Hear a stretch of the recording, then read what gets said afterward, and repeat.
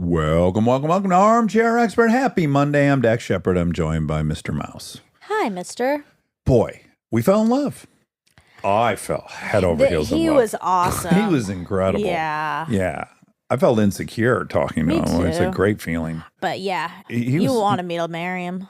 And I did too. Yeah, I think we both wanted that quite badly. Yeah. Ramy Youssef. Ramy Youssef is an award-winning writer, producer, director, actor, and showrunner. His show, Ramy, is fucking incredible. It's so good. He also co-created and produces Mo. He was on Mr. Robot. See Dad Run. There's a new season of Ramy out now on Hulu. It's incredible. He directs, I forget how many episodes, maybe 7 out of the 10. I think 7, yeah. Some high number.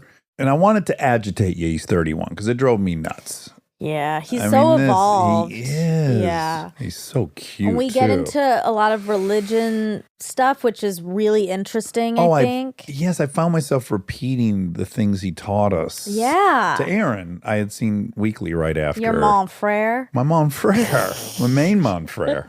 Me and my mon frere were out in the dunes. Yeah, I was explaining to him the whole thing about the word in Islam for human is forgetful, which is incredible. I love it. So you guys are going to fucking love this one. Please enjoy Ramy Youssef.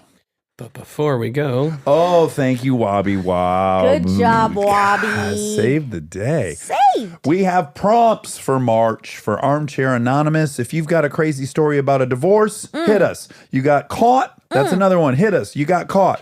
Most embarrassing fart. Hit us. Hit us hard with that one. Sounds like a lie that you just threw in, but that is a prompt. Yes. Like it came out. Yeah. And then this first time ever, wild card. Ooh. Just in time for March Madness. Wild card. Please enjoy Ramy Youssef. He's an armchair expert. He's an armchair expert. He's an armchair expert. Oh, wonderful to meet So you. good to meet you. Truly. I'm so excited. You're to be like here. way more fucking Jacked? jacked in person. You get that? Well, I was just downstairs pumping, so I would look. Oh yeah, you do it before the podcast? Swole. You got to do it before. Yeah. It worked. This is the first thought. I like your boots a lot. Thank you. Yeah, those you know, are I really barely good. get to wear them here. This is very good. Thank you. And I was just celebrating the fact that this is season 3 for those. Yeah, Wow. that's right. Because I get a little nervous Yeah. because the rate at which she collects clothes. Yeah, that's true. And no judgment, I have my vices. But when I see somebody make it That's 3 true. seasons, I'm like The rate encouraged. It's a fast clip. like makes you think about our climate crisis. Oh, I never worry Yeah. about that. It's just more like, where's it all It's going? not fast fashion. It's expensive. Yeah. It's expensive. Fashion. So don't even worry. Wait, what's your sweater? This is Maru. This is a coffee shop. Oh, they make a sweater. Well, they made one. They did a pop-up, and Rob and I stood in line for our sweatshirts. Wow. I don't wear it often, but when I do, it reminds me of Wabi Wabi. They ended up putting it online. No, Rob, don't say I that. don't feel like this is calculated because I applauded your boots Yeah. being worn. I've made fun of you that you weren't going to wear that I know. sweatshirt. They stood in line all day for that sweatshirt. Oh, yeah, we did. All day? Well, Well, you gotta like stand in line an for the coffee. hour. Yeah. And Good story, exactly. Yeah, I mean the coffee is. What's that coffee they have with the cream, the cold brew? Cream top. Cream top. Mm-hmm. That's Well, great. You guys should get rid of one of those. Okay, well, next time. They're ambassadors for me. Oh, Maru? These two are ambassadors Oh, they are. for I was me. like- For For all fancy things stuff. Your age. Oh, amazing. Yeah, because I'm losing touch But slowly. he's a little younger than us. Not much. 4 years Still younger than you. makes a big diff. And only what? I'm not as cool. Wobby. How many years younger? 2 or 3. You're 88. You're 88. Damn, girl. You 88? Shit, you look like 94. You do. I thought you were 93 easy. Look at that. Low miles. My wife's 88. Are you married? I am. Oh my God. I am. That's like wonderful and heartbreaking for me. You wanted I'll to tell marry him? you. Well, You wanted me to marry him. very badly. Yeah. I'll tell Oh, you wow. why. I'll tell you I why. get that. I hadn't watched Ramy. I'm so ashamed. No, please. Especially now that I've seen it. Yeah. I mean, shame on me. I was the one paying the price. Have Sure. you watched it? Not yet. Monica, let me tell But you it's something. been on my list, but No, I no, just no. keep watching Wednesday over and over again. Right. You Because know. it's comforting. And the numbers say that, yeah. they really do. Confirm that you're watching it over and over again. But Monica, look at my face because you're a great bullshit detector. Yeah. It's incredible. I know this. I've heard from Yeah. so many people. We It's know, so good. we know. So I was like, I'm interviewing you. I'm going to watch an episode or so. And my wife and I are on the Wednesday train. Yes. So Gotta. we get in bed. This is a big interruption. I'm like, I really got to watch this show for tomorrow. Yeah. She's like, okay, trying to be a good wife. We watched 5 Oh, wow. in one sitting. Oh, man. In one sitting. Oh, that's so kind. Not only That's that, so A kind. big compliment. this is not That's bullshit. so kind. they- I want you to hours? hear what I was pumping to this morning. It made it to my favorite. Oh, dude. This is the jam of a lifetime. Is this This is our theme theme song. song? Well, wait till it hits. Ooh. That's nice. Are there words? It was Because he con- will sing. Oh, you don't need no fucking words when you got this. Oh, my God. And there's 2 versions of the song, and I got a little confused. You probably know a lot about the song, and I know do. little. What are the 2 different versions? They're the same thing. It's been digitized at different times in different ways. First time it hit, first episode, I'm like, really good theme song. Really good station. Really great station. Hey, y'all. Second time it plays, I'm like, oh my God, that's a jam. Third time, I'm like, I got to find this song. Then I was down the rabbit Nice. hole. Then this morning, while my wife was getting ready, popped it in the bathroom speakers. Yeah. Dun, dun, dun, dun, dun, dun, dun. And then we were feeling it, and then I just pumped to it. I'm all in. That's so cool. Okay. Wow. Gotta steady myself. I know. I'm coming home really strong, but I'm feeling it. I'm like, it's like you interrupted me watching it to talk to you. My favorite character from my new favorite TV show. Okay, so I'm watching it. I'm like, God, this guy's so fucking cute. I wonder if you ever hear this. You're kind of a mashup between Yerma and Adam Brody. And one of my biggest crushes in life is Adam Brody. Yeah. Do you see the mashup? See it. I can see it. I wouldn't have come up with it. I have not heard the mashup, but I have heard people be like, dude, you and Yorma are like cousins. Uh-huh. And actually, we live in the same neighborhood, but I have not met him. You'll be angry at how sweet he is. I So heard just- he's the yeah. coolest. I heard he's so cool. Suspicious. Yeah. And then actually, the OC was huge, obviously, when we're growing up. So formative, soundtrack of our lives, all Oh, that, talk Death Cab about for a theme Cutie, song. the Shins. I mean, come on, everything. It's all come from the OC. And when I was a kid, I had those Adam Brody sweaters, and I was like, this guy's probably my comp, the geek with the Comp, curly like he's- hair. you know? You're both real estate. We're all like, But would girls tell you look like Adam Brody? They must have. I think it was more of an energy. They were quick to say he was much taller than me. Well, hold on. They don't know how need tall to he say is. that. I think he's probably tall. Do we have a research team here? He's pretty tall. Listen, he was in a think he movie is tall. I directed, but I'm a bad judge of that Well, 'cause you're I'm so tall. I'm too tall. Yeah, you're so tall. Yeah, so so you I'm don't like, know. I know he's under 6'2". I bet he's 5'11". There's a big jump between 5'9" and 6, or even 5'11", I think. It is weird, right? It's exponential. Because Yeah. even when I meet a guy who's 6'5", this is only 2.5 inches taller than me. I'm like, Yeah. well, that guy's a freak. Yes. And I'm on the tall Yes. end of Yeah, normal yeah, or the yeah, high yeah, end yeah. of normal. Yeah, that's right. He's 5'11". See, How tall are you? I'm like 5'9" if I stand straight. You leave here, I would say, yeah, I think he's 5'11". What? Yeah, 5'10", you present 5'11". tall, too. Yeah. Oh, wow. Look at That's that. crazy. Okay, rewind. Do I present tall? You're powerful. What is it? You can say What's no. the Shakespearean? Small but mighty. Although she I don't think that's tiny, Shakespeare. she be mighty.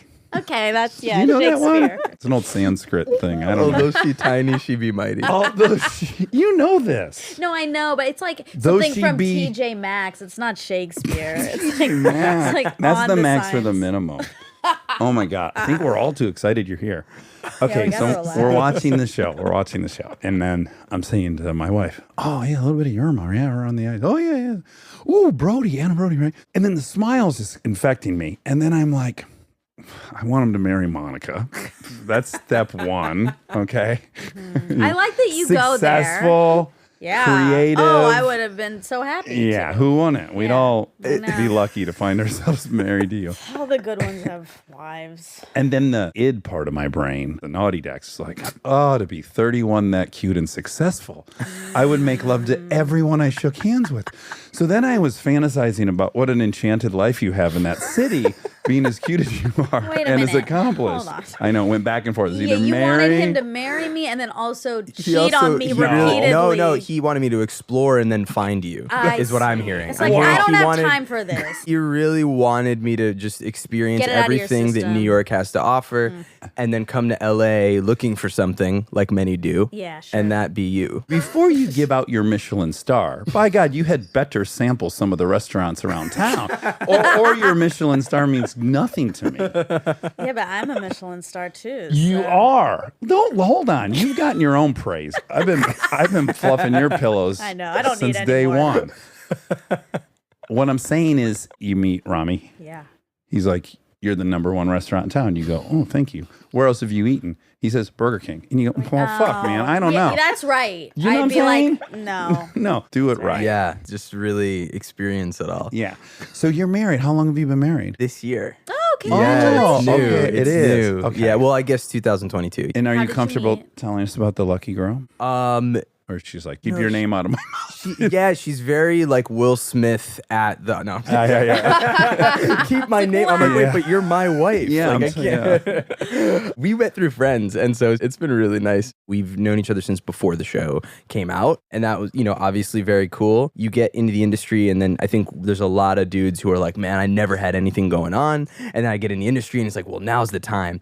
And I feel like I was really lucky. It wasn't like a thing where I was like, oh, this is why I'm doing, Yeah. TV. And I'm very sympathetic actually to even people who feel like they need to do that in order for that to happen as well. Like we're all looking to like fill something, and I think for me, making things and doing comedy and doing all that was more about fulfilling a philosophical potential of like, who could I be? What could I do? How could I connect with people? And then very quickly I was also like, and if part of that connecting is like just going around and hooking up, I'll probably get nothing done. So there was this part of me that was kind of like, it wasn't calculated by any means, but it felt very correct. I didn't feel that thing where I was like, yo, I gotta be out here now that the show's out. I was like, no, I need to really be focused right now. Okay, so you and I are coming from a similar place, which is I could always talk to gals. I did better than I should have. It wasn't like this allowed me to finally attract women. And again, I too am so sympathetic. Like for the guy who never got the girl in high school, Are you kidding? It's too much. you're low status in your mind, and then the alpha female likes you. Like, good luck. We're social primates. You're Yeah. fucked.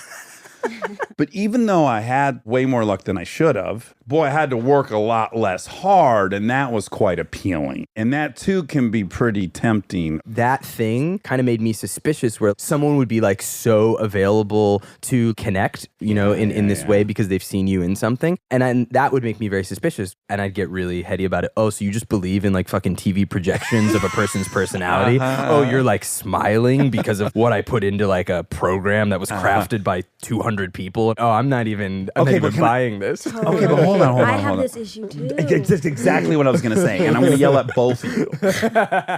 People liking you guys because of how they know you through the product you make, I would argue you're overthinking it. I agree. But I want to hear what you're saying because I know what you're saying. You. No, it's true. And in fact, you're probably opening up a little bit of a window to yourself that you might not even be able to do at a bar. Same with you, Monica Padman. Dax Monica Shepard. Lily Pad. She's like, I don't like these dudes who like me from the show. I'm like, it's you.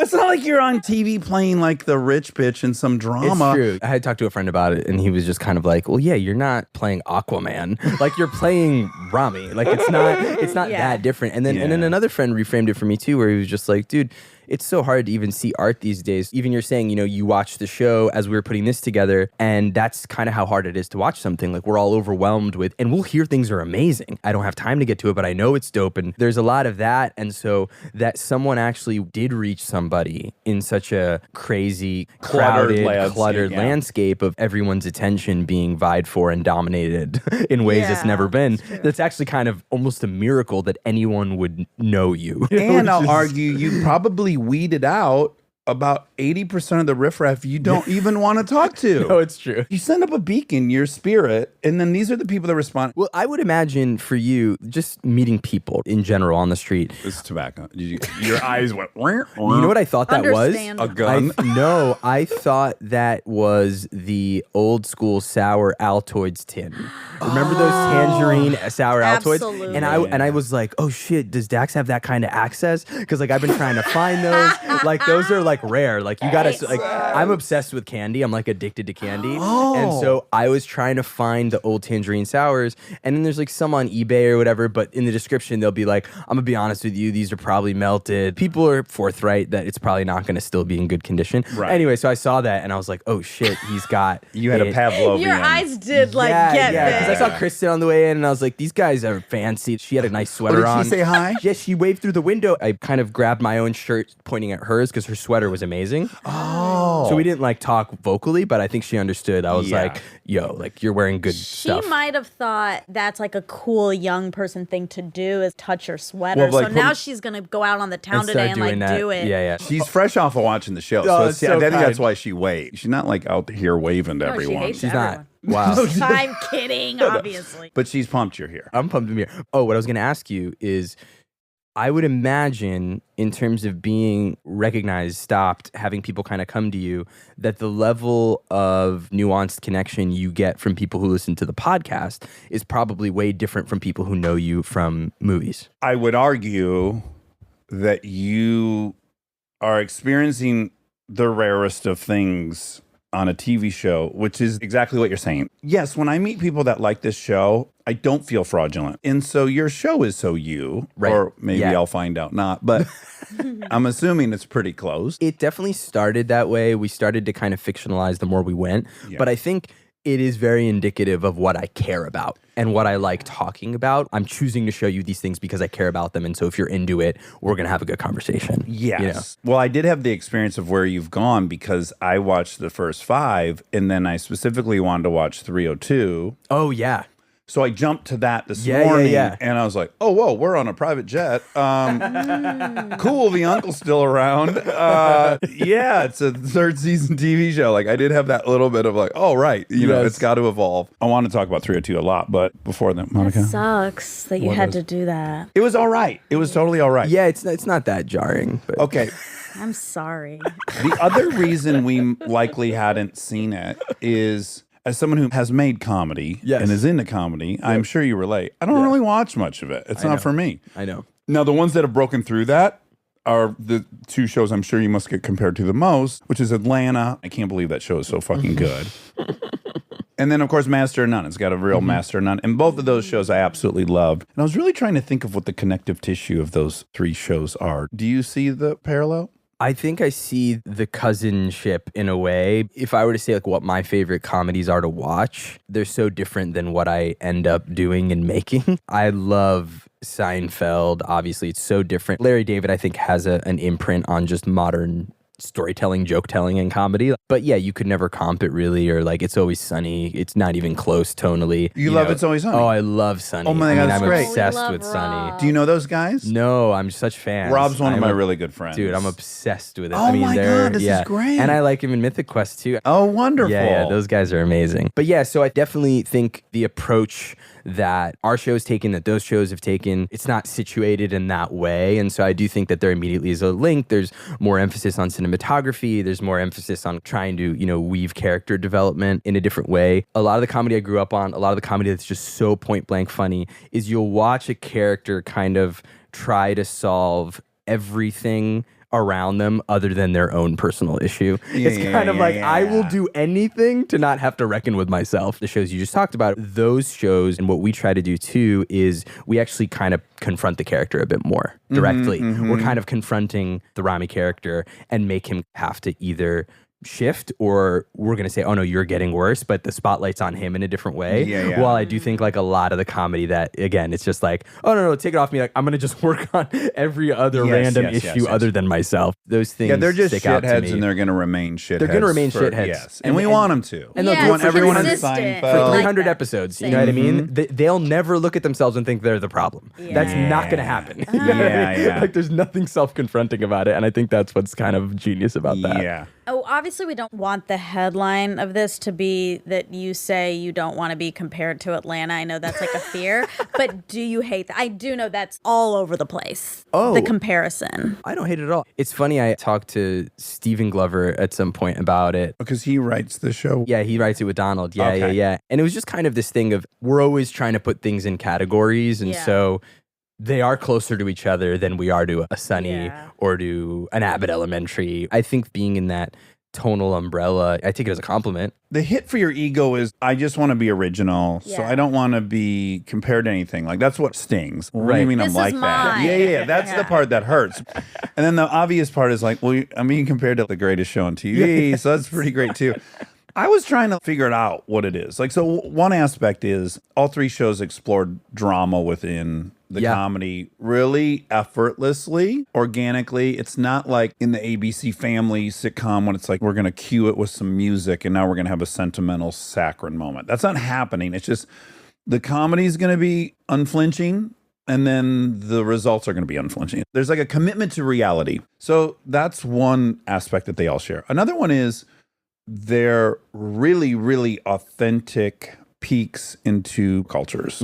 Atlanta black culture. Yes. I watched Atlanta. I'm like, that's gas station life in Detroit. Like when I'm in Detroit and yeah, I'm hanging at the yeah. gas station, I've already got my shit. I'm like, I'm going to hang in my car for a minute and just watch what's happening. Because the whole world's happening at the gas station in Yes. Detroit. So that felt familiar. And then now you have Mo, which you also are a part of. But Yes. we haven't seen the Arab experience in a comedy. Or if it's happened, I apologize to whoever made it that I missed. So Yeah. privileged perspective and peek into like a culture. But I don't even think that's it. As you say, Larry David created a paradigm. I'd argue before him, Bill Murray created a paradigm. Like Bill Murray plus Letterman created a comedic paradigm that lasted like 30 years. So I think we're at the tail end of the Larry David era. And it's like, well, what's now replacing it? And there is some kind of self-reflective point of view now that's happening. Yeah. Not just why is it funny and why are we acting that way and why are we showing you the archetypes, but we're like actually taking the second to ask what's motivating it. And there's still so much comedy in that. It just Yes. gets more hysterical as you drill down. Yes, I think that's right. I think there is something in the zoom in storytelling. There are waves of things, and I wouldn't even call them trends. It's actually more, oh, this is kind of the natural way that people move and look. Even if you want to really blast it out and look at it from like a stupid political point of view, it'll always happen. It's like we go Democrat, we go Republican, we go Democrat, we go like it's just like society does that. It's part of how we are as humans. Why do you think we just bounce back and forth? It's our natural desire for balance. And I think it's just kind of, you know, the Arabic word for human being is insan, and the root of that word is to forget. So it's literally saying the human being is forgetful. Like that is like actually the top attribute of The who we defining are. characteristic. It's the defining characteristic. We get sad and we forget what it's like to be happy. We get happy, we forget what it's like to be sad. That's how and you we're survive constantly it. we're constantly ping-ponging, and that's just how we are. And Yeah. so I think that is, to me, so baked into everything in my life, especially after a certain point. You're just trying to set up a life in which you are actively remembering these nuggets that you reached through tough experiences where you were like, oh, that's what I actually care about. And then you can go away from that for 2 years and then be like, oh, fuck, I learned this lesson. You know? And it's like, oh, why didn't I not remember it? And then, you know, the more life goes on and all that, you're like, oh, I've realized I am designing a life for myself in which I have set it up between my partner, between my work life, between how I approach the day, all that, where everything I'm doing is in a design so that I can be as in remembrance as possible of what I actually care about who I actually love, about how I want to move. Yeah. I have the same breakthrough every 3 days. Like, it's the exact same breakthrough. And when I have it, it's as transcendent as the first 1,100 times I had so much better when I drink water. I know. You're like, fuck, It's it so keeps coming back to water. irritating that, like, why can't it just be? know. When will it settle Because in? life would be so boring and a slog. You'd be at the top of the mountain forever and it would just get boring. Which brings me to my explanation for the pendulum, which is we just all have a very short attention span. Yeah. And we just tire of things. We've had this great polarization now for 15 years, and I'm hoping just boredom will bring us back together. Because the other approaches don't seem to be working, but I hope people are just tiring of the boring fucking rhetoric. I hope. I think there's either going to be some sort of boring thing or something's going to have to give in terms of just the musical chairs of like how everything's working goes. Because it's like when you get into American Exceptionalism in a real way, it's like we get everything that we want. And this is something we talk about in season 1, episode 4. There's like the strawberries analogy that the show's almost based on, which is like we get everything that we want at the cost of people in other places not getting what they want. And so we have this analogy where we're kind of pointing out that there's this period in Egypt where there's less bread fields because they have to grow more strawberries. So Egyptians get less bread day to day so that Americans can have strawberries all year because they go out of season. So it's like everything has a cost. Even like our fighting, it leaves out this huge part of the population. And so my hope is there's a bit of a boredom of the fighting, but also a real zoom out in compassion and love to kind of be like, whoa, we're not even fighting about the right thing. There's so much we should be fighting for that would be way more collective. I don't know, every conversation I have ends in talking about the climate, but like there's so much, there is so much that we are ignoring collectively. The answer, fuck. The answer is always love. Like it's so crazy to say it, but once it is, the conversation like really grows. So I think to your point about being in a more therapeutic, reflective state, everyone's talking about therapy more. Communities that have rejected it or not even talked about it, it's a way more open conversation. And I think that's amazing. It goes back to tribal cultures. You know, you would go to the spiritual leader. Everyone would go to whoever it was. This was part of regulation for humans. And then we kind of got disconnected from that. Yeah. Okay, let's fast forward to the thing I wanted to ask. I'm going to own all my naive realism, all my xenophobia, all that. I'm going to own maybe that's in the stew. Because episode 1 starts off with you at a mosque and it's the washing and it's great. And you got to wash between your toes. And I didn't know you washed the inside of your nose out. That was kind of news to me. And I'm watching all the different routines and rituals that go into ultimately praying. And for me, who's not Muslim and totally atheist, when I'm watching the show about Mormons, I'm having the same, I'm like, oh my God, the fucking layers. I feel claustrophobic when I watch this stuff. Right.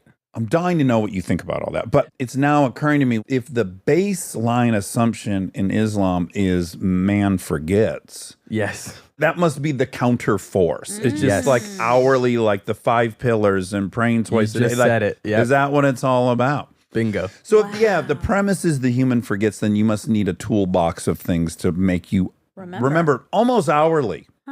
Yeah. I noticed it first in Mo, because I have seen Mo, which is great, and I love it. Thank you. The percentage of just civil discourse between family members includes praise to God. Every other sentence is acknowledging God. And again, I was like, oh my God, it's laborious. Like I was just, for me, not for anyone else. Please, everyone do what they want to do. But I was like, oh my God, there's a lot. Does it not feel like a lot for you because it is the water you grew up in?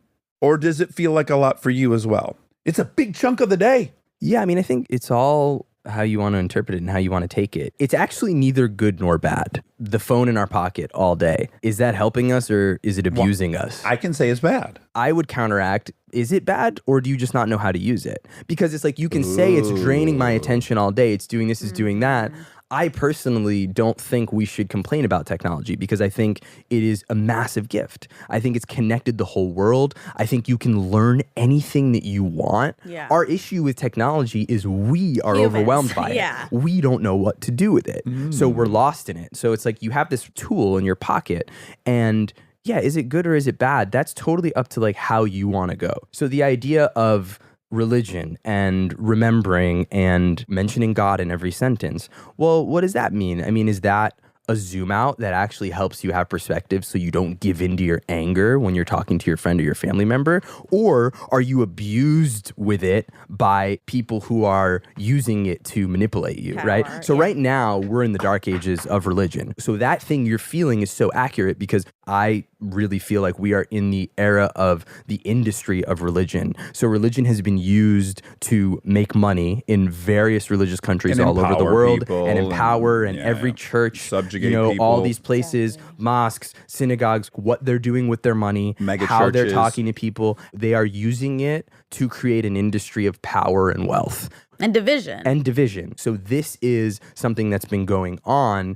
and it's absolutely corrupt. That's also, though, in the way we're talking about the seesaw, right? So we're talking about the seesaw of like, we go one way, we go another way.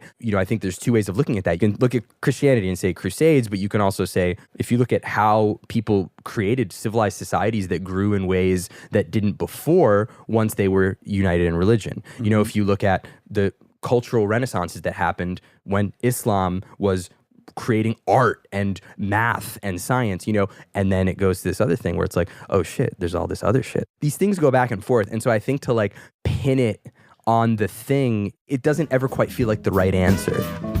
Stay tuned for more Armchair Expert, if you dare.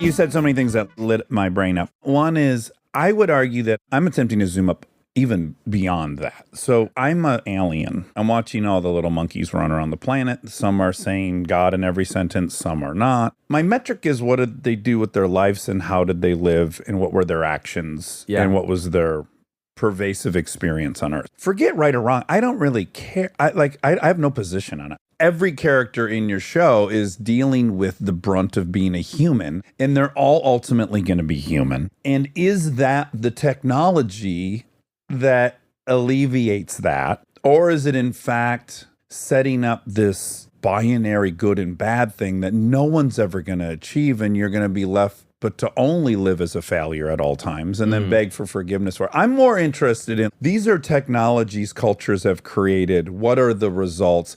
Could I look at Muslims or Christians or Jewish people and say any one of them is living a better life or a more pure existence or a more benevolent? I don't think I can isolate any of the three as doing any of those things. Well, but the thing is that in and of itself, even in the question, is capitalist framework, which is basically, did doing this get me more this, right? So you're kind of looking at faith in the way you would look at a bank account, where it's like, well, I go to that job, well, how much money did you get? Okay, you prayed 5 times a day, well, do you have cancer? It's like as if that should equate. And the whole process of doing it is actually, it is about the humanity. So the show, why the show is funny is because it sets up something that is inherently not true. It sets up the good, bad binary, and it makes it feel that way. And that to me is comedy, because we can't say that and we don't know that. Every single human being has a personal arc. Everyone knows inside their heart where they started and really where they're headed and what they did with what they were given, whether that be behaviors that are just inherently in them, the circumstances they had. But no one really knows what's going on with anyone other than themselves in a really, really deep way. Even your wife doesn't really. How dare you? She knows as much as you've told her. She can see certain things. Maybe she can see things you can't see. I was going to say, in some ways knows me better than I know me. In some ways. Yeah. But there is a really deeply personal arc that everyone goes through 100%. And how they view life and how they enjoy moments and how they get perspective, that can't be marked from the outside. You just can't. You can't look at someone and say, oh, look at that Muslim. Look how dope his house is. Islam's dope. It doesn't work like that. So it's really about what helps you be present. So the idea of mentioning God so regularly in the way that we do, if that helps you actually be present and be like, holy shit, I'm here. I'm with you. Yeah, it's an act of humility. It's a tool. I want to almost equate it to sobriety. Like, for you that there are tools you have to implement to bring you back because you're human. I'm supposed to be at Ibiza. Exactly. At all times. Exactly. You were built for that. I was built for Ibiza. But your ultimate goal is to not kill yourself and to have children around. So you have to implement tools to keep yourself there. Big time. But I'm open to evaluating the efficacy of this program of tools I'm using, AA. At its best day, 30% effective. A invokes God a lot. Oh my God, they hit you over the head with it. Yeah, Yeah, it's been yeah, one of yeah. my hurdles. But if I make it relative to no AA, Yeah, the yeah, of success course. rate is like 1%. I know this is a very capitalist framing of it, but I got to go like, what one is more effective? Forget its grand effectiveness. I don't think what you're saying is capitalist because I don't think you should ignore data. Like, it's really clear to say, hey, when I am with my wife and I am doing my workouts and I am doing this, I am markedly happier. That's dope. I couldn't say that about you. Only you could say that about And you. I want to be like 1,000% clear. Yeah. I'm not trying to poke holes in it. No.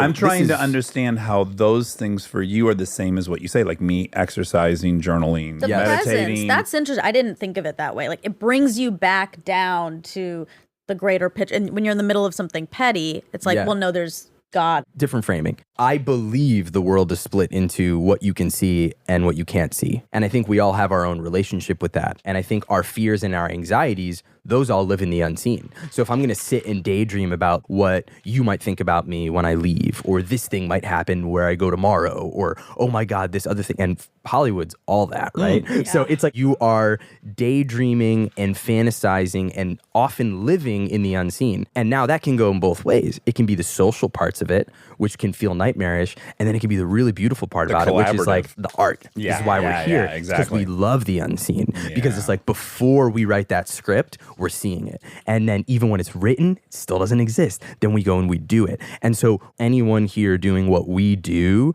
is dealing with the unseen. And now for me, it's like, okay, so some of these spiritual practices, for me, my faith is going to be about, well, now this helps me fortify the language that I have with the unseen. Yeah. So if I feel like I want to be clear, I want to write, I want to be in with my principles, what does that look like for me? When I'm on my prayers, when I'm remembering why I'm doing this, when I'm like really rooted. And then there's times where I've been less on that practice and less there, and everything feels really untethered and random, and I'm just driving down Wilshire and I'm like, maybe if I stop at this coffee bean I'll be able to write, you know. And I'm like, you ever like drive down Wilshire just wondering if it's all gonna fall apart? Yeah. Like, and you're just kind of like, what? You know, I travel a lot doing stand-up, and it is just super grounding. Anywhere I am, I look on my phone, I'm like, oh, there's a mosque 4 blocks away. Let me just go, Pop in. wash up. There's hurdles though. You can walk into the mosque, right, and be like, man, this women's section sucks. They didn't clean the carpet. Even AA, this just fixed me. Look at all these hurdles. Because we're human. There's no door you're going to go into that isn't going to have all of that stuff. I'm with you. But if we could agree on some metrics, like we would go human flourishing, fulfillment, shame and suffering, 3 simple metrics. And then we could, through the people's own words, hand out questionnaires to everyone on planet Earth. And then we could look and go like, okay, this group seemed to be suffering much greater. Again, it's going to be hard to correct for the gaps in wealth in human services and stuff, but somehow we can correct for all that. I like your earlier embrace of technology as like, it's our reaction to technology. Yeah. First of all, I think that's really cool and true. And then also there's a part of me that's like, no, the technology is more powerful than us. So we actually can't compete with it. It's hijacked our dopamine circuits. Yeah, it's definitely engineered. We're either playing with the devil or we're snorting cocaine. You know, sure, one could argue the humans are the problem and not the cocaine. But, you know, cocaine's also the problem. But that framing is me believing in us. That's me saying, you know what, I know this thing's been engineered to take my attention, but I still believe in us. Yeah, that's cool. I do too. I'm betting on us. Yeah. The robots are going to be laughing in like 30 years. The robots find this thing. Like, oh, they thought they were going to win. But what worries me about religion is that imagine that we're running our iPhones on the code that was written for the Compact 464 or whatever fucking 25 years ago software for the computer. It concerns me a little bit that there's a structure that humans are adhering to that was written by humans 1,000 years ago, 2,000 years ago, 3,000 years ago. The fact that it's not like the Constitution in that it's a living document that can evolve and take on new data. I guess that's probably my biggest reservation about religion. I mean, you said a lot of really great stuff, but I think just even this last point, it's supposed to work like that, at least in Islam. So the way I was taught, and taught is the key word, is I talk to teachers. So there's people who are constantly taking what's there and looking at it through a modern framework. You're not Interpreting meant to just sit with the book alone in a closet and then come out. Crazy shit's gonna happen, because really you need an intercessor. You So know the who, human is the updated software. the human is taking it. I mean, Okay. there's this quote in our culture that's Islam should be like the water that's clear going over the riverbed wherever it is. And so every river has different stones. So you're still going to see what's underneath that's unique to the landscape. Yeah. And then this idea of love and faith is kind of flowing over it. So it's going to look different in China. It's going to look different in America. And then it's kind of up to everyone to understand how it's practiced. So maybe Islam and the Quran are the ones and zeros. They're done. That's the building blocks. And now the ones and zeros can be assembled into all these ways, which is the updated software. It can evolve indefinitely with the ones and zeros. I have a buddy of mine who's in our writer's room, and we put this joke in the third season of our show where we have this sheikh who's kind of like this updated mega sheikh, but he has this huge keynote presentation that he gives that says the Quran is the original blockchain. I got there. So it's literally accidentally. you got there. You got there. Thank That's God we didn't have this literally- interview before season 3. I'd be like, that motherfucker. Oh, and the other point you're talking about, though, kind of if we did an emotional census, around the world and A kind of where well-being. people are at, well-being, putting aside are people answering honestly, I think you'd be surprised. I genuinely think that you might see people who have less enjoy certain things more than people who have as much as we have. Yes, but you might see that the people in India with less are happier than the people in Pakistan with less. Or Maybe. conversely. Yeah, maybe. And at that point, we'd have to go. But then we'd be getting into India, Pakistan politics, which, And those culture. no one never wants We end. to don't touch. want to go there. You tackled Israel, Palestine. Yeah, so yeah, yeah. season 4, let's do Pakistan, India. Yeah. Christ. I think, it's so nuanced. I hate that you don't want to be heard. It drives me crazy. I love being heard. Well, I love hearing you. I edit and I know how loud I am. I don't know how to tell you this. I told you so many It times. just scares You're me. loud. It scares It sounds so loud when I hear it, so I know to push You it don't away. sound, you don't sound loud at all, She's though. not loud at all. Yeah. Have you ever heard this show? Yeah. You have? Okay, Yeah, yeah, great. yeah. You Isn't Monica you don't have to fantastic? say She's yes amazing. to that. No, but I have. Anyway, I forgot. Okay. I'm so sorry. I'm sorry. No. We were talking about well-being, Pakistan, India. Oh. You have to take at face value people's definition of well-being. My dad was telling me the story about this guy at his work, and he's from China, and he's older, and his definition of happiness is financial success, his kids going to a good school. Like, no matter what my dad says to him and is like trying to be like, no, but they're happy. It's already done. It's in there. That's his definition. And No software update coming for him. no, and also, like, who is it really for us to say our definition is better than theirs? Well, you couldn't. You'd have to trust the subject, right? Like this Yeah. Chinese guy your dad's working with. We'd have to trust that by some metric we figure out he's feeling fulfilled. He looks at his narrative life with some pride and happiness. He's not full of regret and destructive habits driven by shame. I don't know. I don't give up on the fact that we could evaluate human suffering. But I think that is in line with our obsession of needing to know. And I think that so much of what our challenge here is accepting how much we will never know. And the more tools we get and the more technology we get, the more we think we could come up with a machine that'll tell us like how happy that guy is. And then we'll know. But I really think I cannot control where the world's going to take me. All I can do is focus on my inner presence, my inner peace, my love connection with the people I can see, and my love connection with the unseen. And there's, I think, an inevitably beautiful submission in that. It could sound like a resignation. Resignation just doesn't sound as active as submission, because submission is that choice. Yeah. Or Is I would, that, in you my know, vernacular, say acceptance. acceptance. Yeah. You know, like, and I accept really, the world as it is around me. I really deeply do. And I'm not saying I fully do. That's what we struggle with every day. We just interviewed Phil Stutz. Did you watch the Stutz documentary? Yeah, of How course. fucking great it Of is. course, he's amazing. So I actually think his pyramid of life force. yes. I think that's a pure fucking pyramid, right? Relationship with one's body, with others, oneself. Because me, the cynic, Please. you're sitting on the street in your show and you're confessing to the guy smoking. He never says a word. Yeah. He's the guy who's yelling at you to wash between your toes, right? Yeah. And like he's quote doing everything right. Right? So he by thinks. this protocol, he's nailing it. And I'm like, this motherfucker's on the verge of death. He's pounding darts. He's fucking so unhealthy.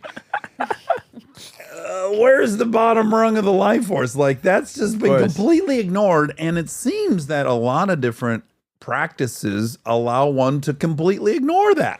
No, they don't. The practices don't. The issue is how they're practiced, with a guy like that, right? Classic hypocrisy. So for those who haven't seen, because I know there's other people listening, but it's like this scene where he's teaching the ritual washing to my character, and he says, you're going to go to hell because you didn't put the water between your toes. You can't right? connect while filthy, really. Yes, it's a faulty framework from a faulty guy. He's taking this thing, he's obsessing and zoning in on the thing. He's not an arbiter of really much. And I mean, I think that's also what I love about having a relationship with the unseen, is that there's no one who is going to walk into a room and I'm really going to feel, oh, wow, like this person Has is all the the be all end all, answers. has all answers. Even great teachers, people I'm really inspired by, I know what they can teach me and what their inspiration and whatever it might be is always up for some sort of debate. And I'm not saying they're not truly right about many things, but I'm not going to be in a situation where I'm just in full submission to you. I'm in submission to what I don't understand. I'm in acceptance to the unseen. Everyone else comes underneath that. And I think that is what makes anywhere on earth work. You know what I mean? Like anything. You don't want to be in submission to your photography teacher. Like that person's your God. You know what I mean? Like, because then you get limited. Then you won't see it your own way. You have to personalize it. Humans have limitations. I mean, that's just it. Knowing that and not taking one person as like they know what they're doing completely and wholly. That's how cults start, right? Yeah. So I look at that guy and I'm activated. I'm That guy prepared. in the show. Yes. I'm in a legal case when I see him. And I'm like, you're filling your lungs with smoke. Yeah. And you're washing between your toes. Yeah. Suck this dick. Yeah. That's how I feel. Yeah. You feel And- like it's an assault. It is. It's my own baggage, which is, I remember my stepdad who ate terribly. Kristen said there's a lot of pesticides on apples. He lost his shit. Rightly so. He's like, oh my fucking God, now you guys aren't eating apples, right? And I get it. And he was like so agitated. And he was never aggressive. But boy, this was his issue. He was fucking Barton was revved up about her saying there's pesticides on apples. Wow.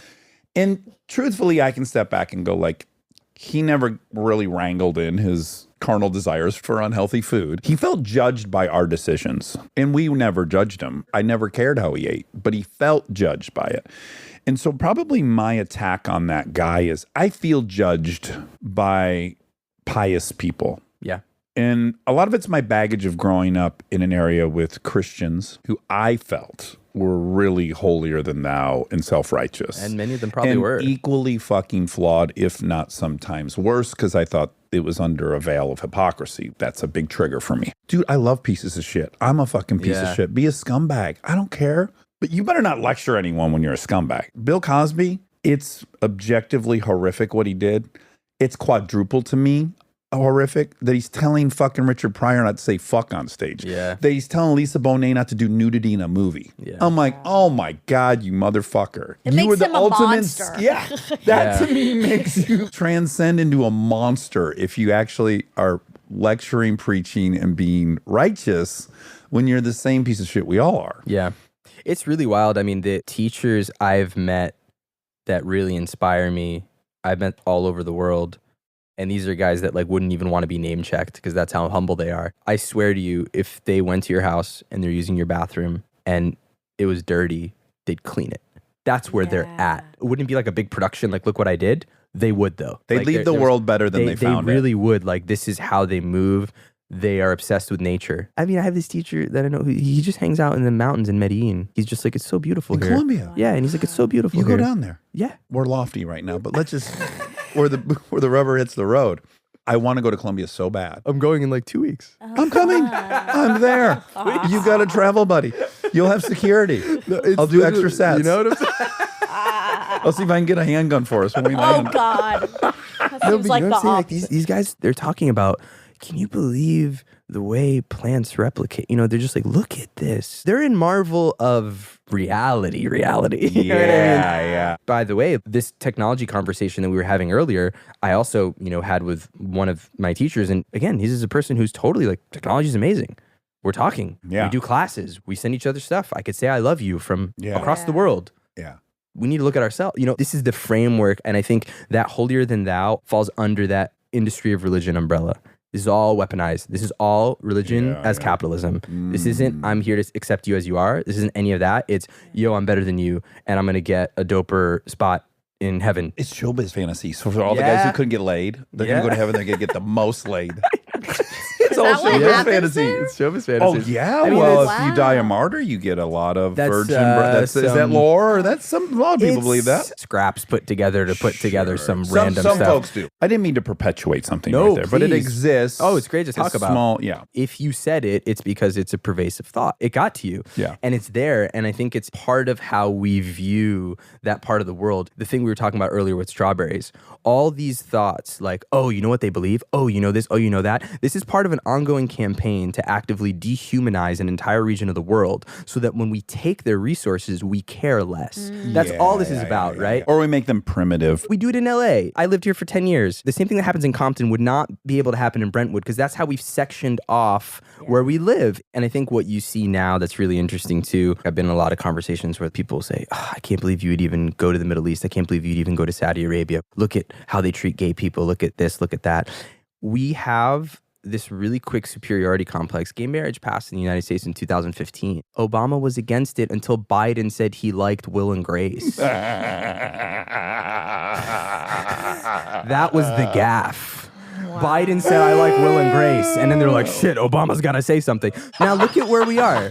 Now we are 8 years removed from that. Oh, and we're then we so look at the high Middle East and we and look at those savages and look at what they do. And you don't know anything about what the quality of life is. You're looking at scraps. The openly gay culture that exists in the Middle East is so much more nuanced than anyone could guess, even if legalized marriage is not, where it is here. The way that people talk to each other in general, the way certain qualities of life are, the way people in Saudi Arabia all have health care, the way that we can just look at other places and be so quick to say what we say, we're taking scraps. It's as if people look at America and they look at the January 6th guys and they go, well, look, that's what they all do. And they look at what we've done with abortion and they say, oh, look, you can't even get an abortion in that country. Right. Or if the state media in any Middle Eastern country filtered the news so it was only the news from Florida mans. Yeah, that is 100%. That is genius. That is literally how we look at the Middle East. Yeah. Well, it's how we look at the only world. And by the way, I've challenged publicly on Kimmel Putin to a death match. So I hate Putin and I want to fight him to the death. Even talk about that. Poor young Russians. I know. Oh, Russia had people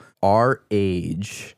Not you, Mine, I know. but our age on the Just as brink Siri of looked at me. breaking into real amazing business. All of them got set back Oh, huge. 40, 50 years. And they don't want Bam, it. that's a whole generation that just got buried. Yeah, by one dude. But my obligation is to really mount the opposite argument at all time. Who knows where I land, but I really give it a go.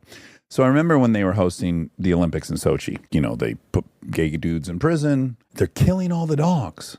And I was like, we're killing 4 million dogs a day in America. No, I'm exaggerating. I don't know what the number is, but I promise you, they don't even have the infrastructure to kill as many dogs as we're killing. The hypocrisy of these nasty, dirty Russians are killing dogs. Guys, we're killing millions of dogs. Look at Qatar in the World Cup. Oh, yeah. Out of Came nowhere, out all on of a sudden, we're talking about how stadiums are built. Right.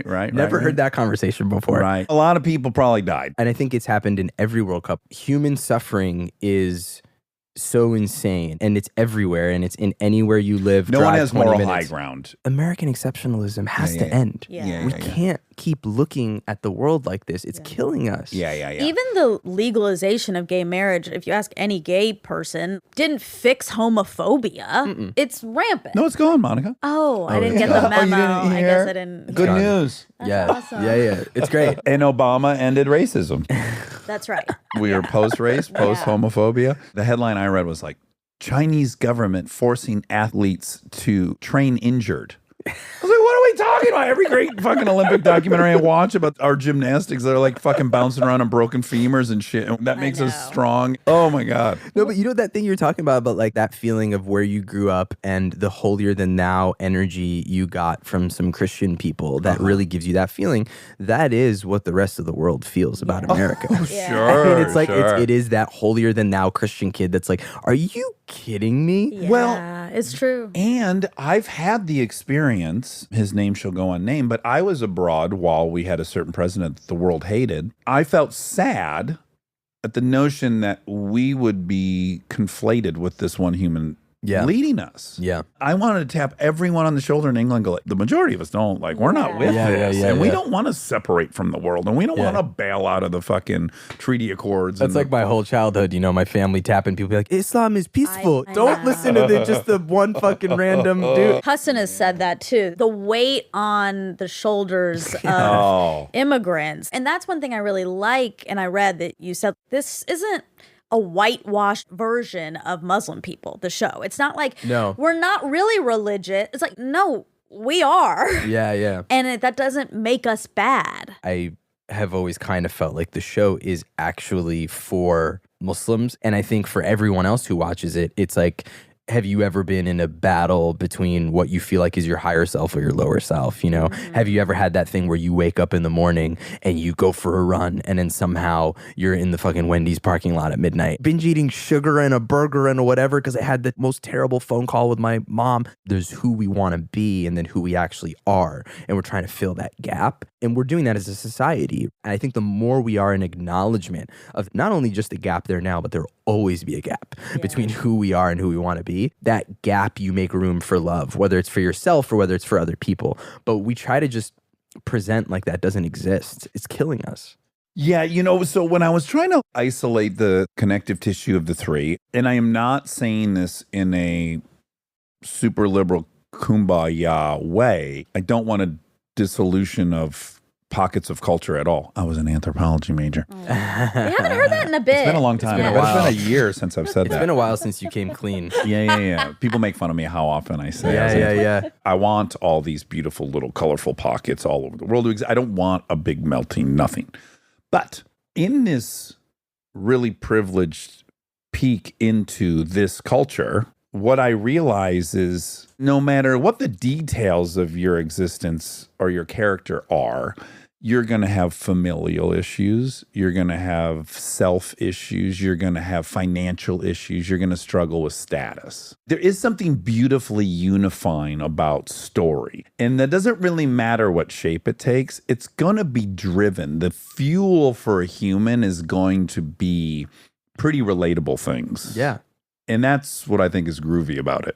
Yeah, it's about seeking. That is what drives me. It's what drives the engine of the story of the show. Because I think there is a style of comedy that isn't seeking, right? It's just like, everything's fucked, let me just roast it. We're not doing that. It's more like, I got my eye on this target, and the target actually points back inwards. And I want to fill this hole inside me. And along that journey, we're going to throw a jab here, a jab there. And for me, this is something I figured out in stand-up too that I take into anytime I'm writing. I realized anytime I would like roast someone in the audience, I'd feel really bad after. Yeah, your little I'd be hangover. I'd be like, why did I do that shit? Yeah. I stopped doing it pretty quickly because I was just like, of course I'm funnier than them. I have the mic. Like, Yeah. why? Exactly. Oh, cool. I got up here and told someone they were a dick while they were drunk trying to make something happen maybe in their romance. It's so weird. And then I realized I didn't even really like telling jokes that were just about other people unless they involved my own reflection as to how I related to them. Anytime I've joked about a celebrity or a person or this or that, it's always about how we're like more alike than we're not. Where it's like, oh, am I really going to look at them without like looking,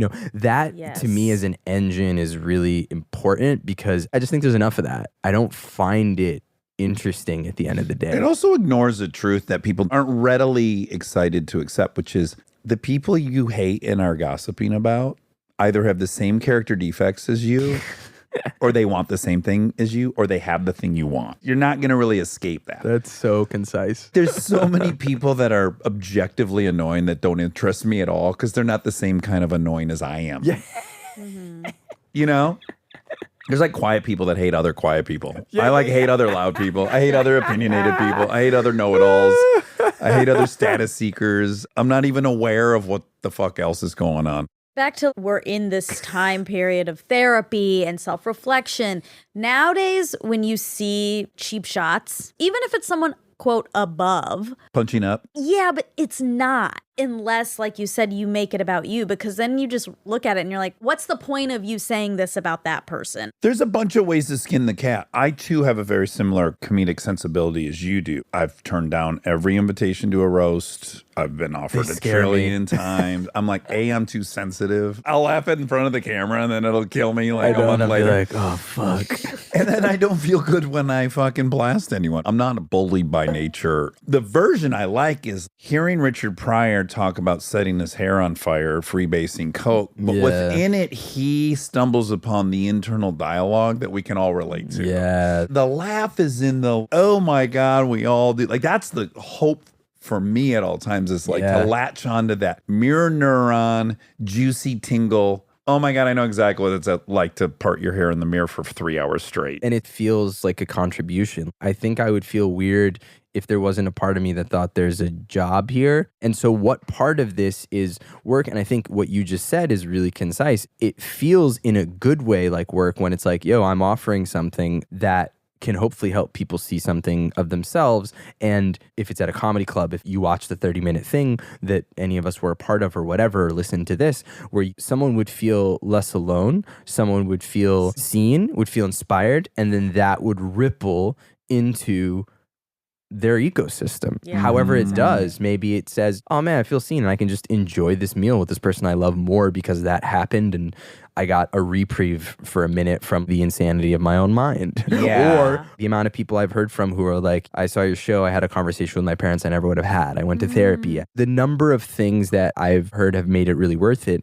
Because at the time when we first put the show out, and this is how I know it's for people in the various communities that I intersect with, because there were a lot of people who were like really pissed about it. It took like a big blow from people who were just like, fuck that, that's not Muslim. So sometimes I'd be like, man, I wish I didn't name the show Ramy, but in many ways it's the best thing I ever did because it was very clear about, I'm not trying to speak for everybody. I'm just talking about how I see it. There's so many different kinds of Muslims. There's Arab Muslims, there's Black Muslims. Don't get this mistaken. This is just about my side of the road. You know, it's funny because I wrote Mo as well with Mo, and we got way less blowback on that, and I think it's because it was kind of softened. I remember just feeling Right, like the I'm taking an initial- initial hit, and there's a part of me that felt, oh, I'm donating something here, I'm offering something, this is fine, like we're just breaking open like a conversation. Some people might quote unquote hate me, they don't. It's worth it because it's like we're just opening up new cinematic contemporary language for ourselves, which we haven't had in Western media. You can't be enough of anything. It's so weird that when you enter into a space and you're actually finally going to give some representation, there's a kind of eaten by your own phenomena.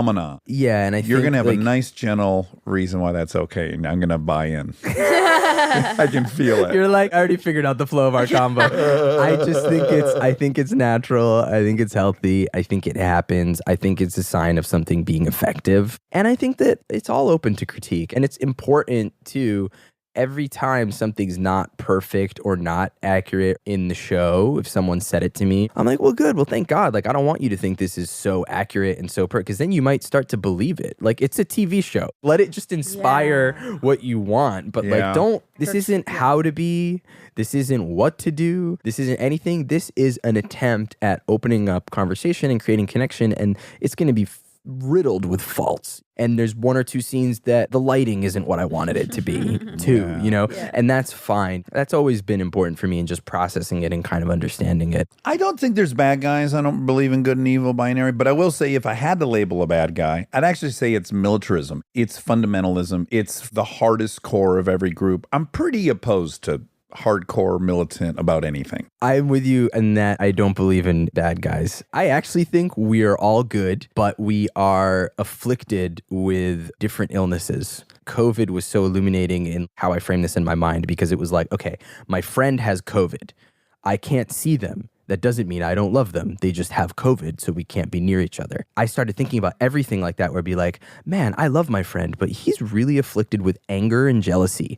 And because of that, the rules of anger and jealousy mean I can really only see him if we're having coffee one-on-one. I don't like seeing him in group environments. And it started to kind of just like really like, I was almost like, what are the rules around what I know to be someone that I connect with on a level, but it doesn't work in this environment. Otherwise, they're going to flame up or I might catch it. So how about let's just look at when can we be near each other more well? But I don't think he's bad. I just think he's got that, and I have my illnesses, and I have the things that come up for me when I'm in certain environments. That was really a framing that I have embraced over the last few years because it was really not sitting well with me, being like, this person's a good person, this is a bad person. I just feel like our brains have been fucking like marveled out into these storylines. It's just not how any of it works. There's no division yet. But that's a great way to draw boundaries. That's what you did. That's drawing boundaries. Yeah. But it's good to put it in a mindset of, it's not, I have to draw this boundary because that person's toxic or that person's bad. No, we're all doing a thing. And for me, I can't do this with them. Right. Maybe I can In do other that things situation, with them. in these circumstances. It doesn't have to be such a hard and fast rule. Stay tuned for more Armchair Expert, if you dare.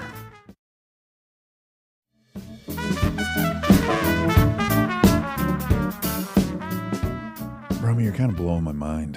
Dude, this is amazing. Like, you came in and I thought you were super cute and talented. And now I'm thinking you've like, you're higher on the transcendence ladder. Now we're Like, going I to think- Columbia. I think in Scientology, they climb the bridge. I'm like, oh, goddamn. I think Ramy's like 4 or 5 steps ahead of me on the bridge. No, I'm at the like the toll at the bridge. I'm at the toll at the bridge, and they're like, you got to pay cash, and I'm like, oh, but I have Easy Pass, and they're like, no, you got to pay, and I'm like, fuck, can I drive back? I'm definitely negotiating getting on the bridge. Have you been on this journey since like high school? High school, I had a big read about every religion and question, am I only what I am because I was born into it? I was working at the Apple store, and there was this guy when I was at the Apple store who worked with me. Were you a genius? No, I was a specialist. What is a specialist? You just sell the laptops. Okay, Yeah, okay. yeah. It was pretty good about that. I couldn't fix them. I could sell them. Might be an analogy for a lot of things in my life. But I was there, and this dude I worked with, and I never forget the way he looked at me. And he was like, you're only Muslim because you were born into it. He like mic dropped and walked away, and I was like, whoa. It was good. I mean, I think like the question asking, all that stuff, it's just seeking. Yeah. And you start to feel, even if that's the case, so much of our life is just embracing what we were born with, whether it's physically, whether it's emotionally, whether it's spiritually, in a really good way. And there's so many paths to what we're talking about. We're talking about submission, awareness, love, connection. It's like service. You called it work. I call it service. Service, Yeah, like it's that's a better word, I think. Yeah. You start to kind of feel like there's nothing wrong with that. Yeah, so I've definitely been thinking about this stuff always. It's my favorite thing to think about. I'm with you. In high school, yeah, it started for me there. Yeah. Your bridge walk? Yeah, but I was going slower apparently. I was like sprinting up them stairs. I was like stopping to grab a cigarette, maybe 23 Jack and Diets, cocaine, maybe an orgy here and there, But can I tell you something though, dude? I never drank in my life, and I never touched a drug other than shrooms. But the reason I didn't wasn't because I'm like, oh, I'm Muslim and I can't do that. It was because I knew I would have such a hard time stopping. It was like inside me screaming at me, like, don't even do it. So I started that way. I was sober in high school. Everyone in my family is fucking addict. I'm like, can't mess with it. And then I remember going to my mom and I go, I'm going to drink. And she's like, whew, okay. This is, Here we go. this is ill-advised. And I go, I know. I just don't want to lie to you. I got to find out for myself. And then 10 years, just, I thought I was in on the joke. How quickly did it become an issue? I drank like an alcoholic immediately, in that my tolerance was immediately great. I could be 14 beers deep and still riding a moped in my backyard with no helmet, not crashing. Wow. Like, I'm built for it. I really am. Oh, it's the NBA player equivalent for drinking. I was never an all-star athlete. I was like, oh, this is my sport. Like, this feels right. And luckily, my best friend also was a hardcore drunk and great at it. So there was probably a 6-year honeymoon, 18 to 24, 25, maybe. Then cocaine gets in the mix. This accelerates everything. I think I'm in on the joke because I'm so smart. I would even say to people, yeah, like I'm an alcoholic, like Bukowski was. There's a lot of successful alcoholics. I'm managing everything. I'm going to UCLA. I'm in the Growlings. I'm doing the shit. Yeah, great. So I'm also an alcoholic. I can live with your judgment of that. Yep. Then I remember in my kitchen going like, you can't stop this, and you drink in the morning 3 days a week. The joke is on you. It's arrogance, I guess. Yeah. Like, I'm so smart, quote, in Yeah, smarts. yeah. I understand it so much. I'm so in on the joke that I'm not the punchline. Yeah. I think you made the right call. Although, don't regret it. Wild decade. Really fun. Well, but that's the thing. If you did shrooms, would you do Molly? I think the way I've justified shrooms is it grows in the ground. I put it in the nature bucket. Yeah. I know it's questionable. Also, nothing in MDMA came from outer space. Yeah. Like ultimately, everything Ultimately, is true. from this No, earth. I know you could get into that. Yeah. And then you start eating Our plastic. brackets break I down know, really quick. I know right? a couple guys eating plastic right now, and that's how they started. That's how they started. Started as a tree, turned into petroleum, became plastic. Yeah, and these guys are Circle just, of life. What year did you do Groundlings? What years? I was in the Sunday Company for a year in either 2002 or 2003. Let's ask you a super random question. Do you know Aaron Cater? Yes, I love Aaron Cater. Isn't he amazing? I love Aaron Cater to the point where I have not seen or heard from him in 18 years, and I still think of jokes he would say. We were in the Sunday Company together, and he was the first kind of openly Arab stand-up I had ever heard of, and so many of his jokes were Black, Arab. He was getting into He was the talking mix. about Palestinians. Yes. So I met Aaron Cater before I did stand-up. I was doing sketch comedy in New York. Oh my And he gosh. offhandedly says to me, well, dude, if you're ever in LA, come on by. No Stay way. at my place. And I, the 18-year-old looking for a reason to go to LA, take him up on the offer. Like I call him 2 months A later. cruel acceptance of a casual invitation. Literally 2 months later, I'm like, hey man, I used to like make up reasons to be in cities. I did this a lot when I started stand up, where I'd see someone was performing in a city and I'd look at how much the ticket was. And this is lying, honestly, but I'd just be like, hey man, I'm going to be in Dallas. Like, do you need an opener? And then they're like, oh, you're going to be there? I'm like, yeah, you don't even need to pay me. I'm not making money. Like, I don't have money. And I just figure out how to get there, right? Yeah. So there was like this one shoot that I was like kind of doing this kind of thing, and it was in Atlanta. But then they were like, we'll buy you a ticket. And I'm like, whoa, okay, a ticket's being bought for me. I'll only have to buy one ticket. I'll have to buy the ticket back. And so I go, I'll go to LA. And so I tell Aaron, I'm like, hey man, I can come to LA. Can I come? And this guy goes, yeah, what day? Dude, he puts me on his couch. I hang out there for weeks. He takes me everywhere. For weeks? 2 weeks at least. Easy. He takes me to Griffith Observatory. He takes me to City Walk. He takes me wherever. I'm doing this animated show now, and he's doing one of the voices on Yay. it. And he's just so funny. Dude. This Like, feels so he's- serendipitous because he was ahead of a lot of this. Like if he was born 10 years later, Yes. he's not you per No, se, no, but he's in a our world crew, where, yeah. yes. Yeah, in the third season, he's in one of the episodes. He's really funny. Yeah, he was also charismatic, cocky as fuck. He was awesome. I have so many jokes he said that I can't say to you on here. I'm so glad you know Aaron, Oh, though, me because he's too. yeah, This feels he's very serendipitous because yeah. I was just wondering about him and like genuinely like sending beautiful thoughts into the universe, wondering, you know how it is. You've been at this now and Yeah, you started yeah. right when you're 18. You just come across so many beautiful, talented Yes. people, and there's so many reasons the stars don't align. It's asking so much for someone to be a creative genius and then also have great work ethic. And luck. And everyone finds it at different phases too. My favorite stories are always people who it's like, yo, this person was doing this. He was in Hollywood. He was in whatever. And then at 50, I love that shit. Yes. That's the shit where I'm just like, yo. And the other thing I've seen, because I started going to the UCB and People's Improv Theater and all that stuff in New York when I was like 16. So at this point, oddly, I've been doing this for like 15, 16 years. And over the years, you see something that happens in stand-up especially. People who honestly, not that funny, but they figure it out Mm-hmm. and they just know how to do their thing. I don't say not that funny as a judgment. They're just more heady or they're more whatever. And then there's people who are in their body hilarious from day one. Jim and you just watch, Carrey. yes. Yeah, like you're yeah, just yeah. like, boom. You know, Mo's one of those guys. The guy is making you a sandwich and you're laughing. Point of view is the intangible quintessential ingredient. And I think point of view, when finely honed, it can not be flashy at first. Yeah. But as it gets fucking precise, Yes. that's when it can take off. Yes. I think it's also humility. I think if you are around people better than you and you recognize it, it makes you want to be as good, recognize you're not, work really hard to be competitive with them. I was like that at UCB. Yeah. Like there were so many people that are just insanely funny and all I want to do is be able to play with them. And so you push yourself. Yeah. On a personal front, I had figured that out at the Groundlings. My thing was like, Josh is much better at characters than I am. So-and-so's a better writer than me. Yeah. Aaron Cater is naturally this. When I crush, why am I crushing? I have so much fun on stage. It's contagious. Yes. Oh, I know what my your quote lane. gift is. That's is my I favorite. have fun. When you see the puzzle pieces, it stops being competitive. Okay, so what a whirlwind for me. Whirlwind tour. Yesterday, you asked me at 9 a.m., Ramy Youssef, I'm like, yeah, I've heard of that guy. Apparently he's really smart. That's it. That's my full takeaway. Has a great show. Yeah, great show. I've never seen it. Cut to 6 episodes later, a 2-hour conversation. New hero. A friend in common, Aaron Cater. That's impossible. No, we're like, What are the odds If that- you don't think I'm gonna work hard to coordinate the us Aaron Cater lunch, you don't even. I would understand. love it. You don't even understand how hard I'm gonna work to do that. He was like kind of a amateur foodie, as I recall, even back in the day before Dude. people were into food. Really into food and a great cook and the Oh, baker. The guy doesn't shock bakes me. bread. and He's cookies, Egyptian, and yeah? He's Palestinian. Oh, he's Palestinian. Aaron's Palestinian and Mormon, which is hilarious. Wow. Yeah, it's stand up. I mean, he is stand up. It's just Yeah. amazing.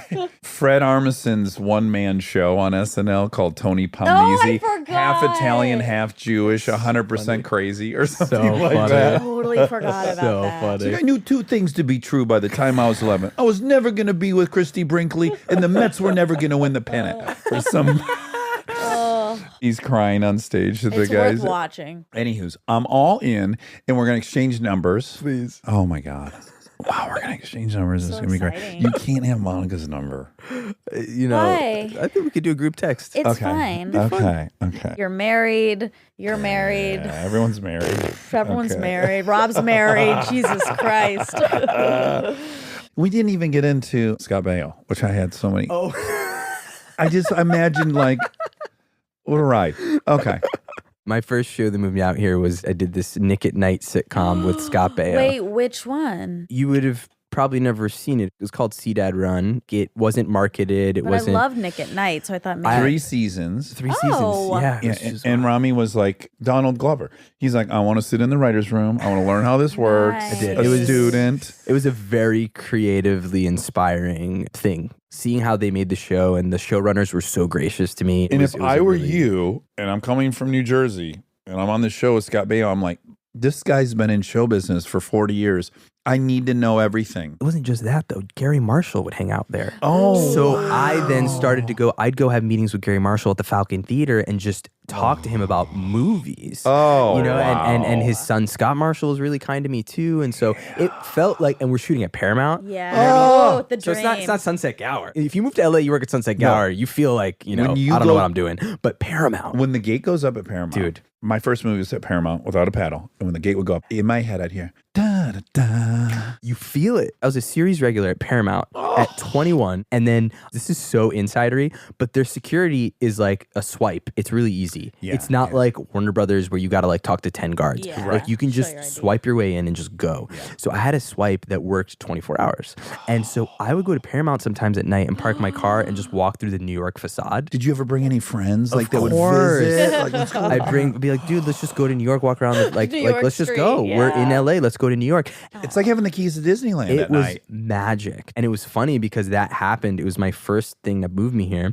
We did 3 seasons. It was never really marketed. It was never really, everything I'm involved with is never really marketed. Yeah, that's all right. but it was never really, like, no one ever saw it, whatever, which was kind of a gift for me. No one recognized me from anything. I had this experience, then it was over. And then it was really funny too, because I also was so bad with money. I didn't make that much, but then I also didn't understand taxes. And then I really didn't make much. But then, and then I was just in this situation where I had this really amazing glimpse. And then I'm driving to like La Cañada to do stand up, and I'm going to wherever. That's when I really started doing that. Like, I'm going to fly somewhere to do stand up. I was just so inspired by watching people make stuff, and I had been part of something that's being made. And I was like, I really want to do this from the ground up. So it was like 2-3 year glimpse at that, then 5, 6, 7 years, and then able to kind of get into making this show. And now Mo and a few other things. It planted those seeds. And Baio was very kind to me. I bet he was, and I bet you lapped it up, and I would have done the same thing. Like, I would have just been so interested in all of it. Dude, he upped me to a series regular when I wasn't. And he would like advocate for me. I'll never forget it. Stand-up He like guy. really supported me. And we kind of joke about politics. I remember a day that he was like markedly very not happy when Romney lost. You know? All right, today's gonna be a long one. Today's one of those days. Okay, Ramy, I want everyone, take it from me, I never advise people wrong.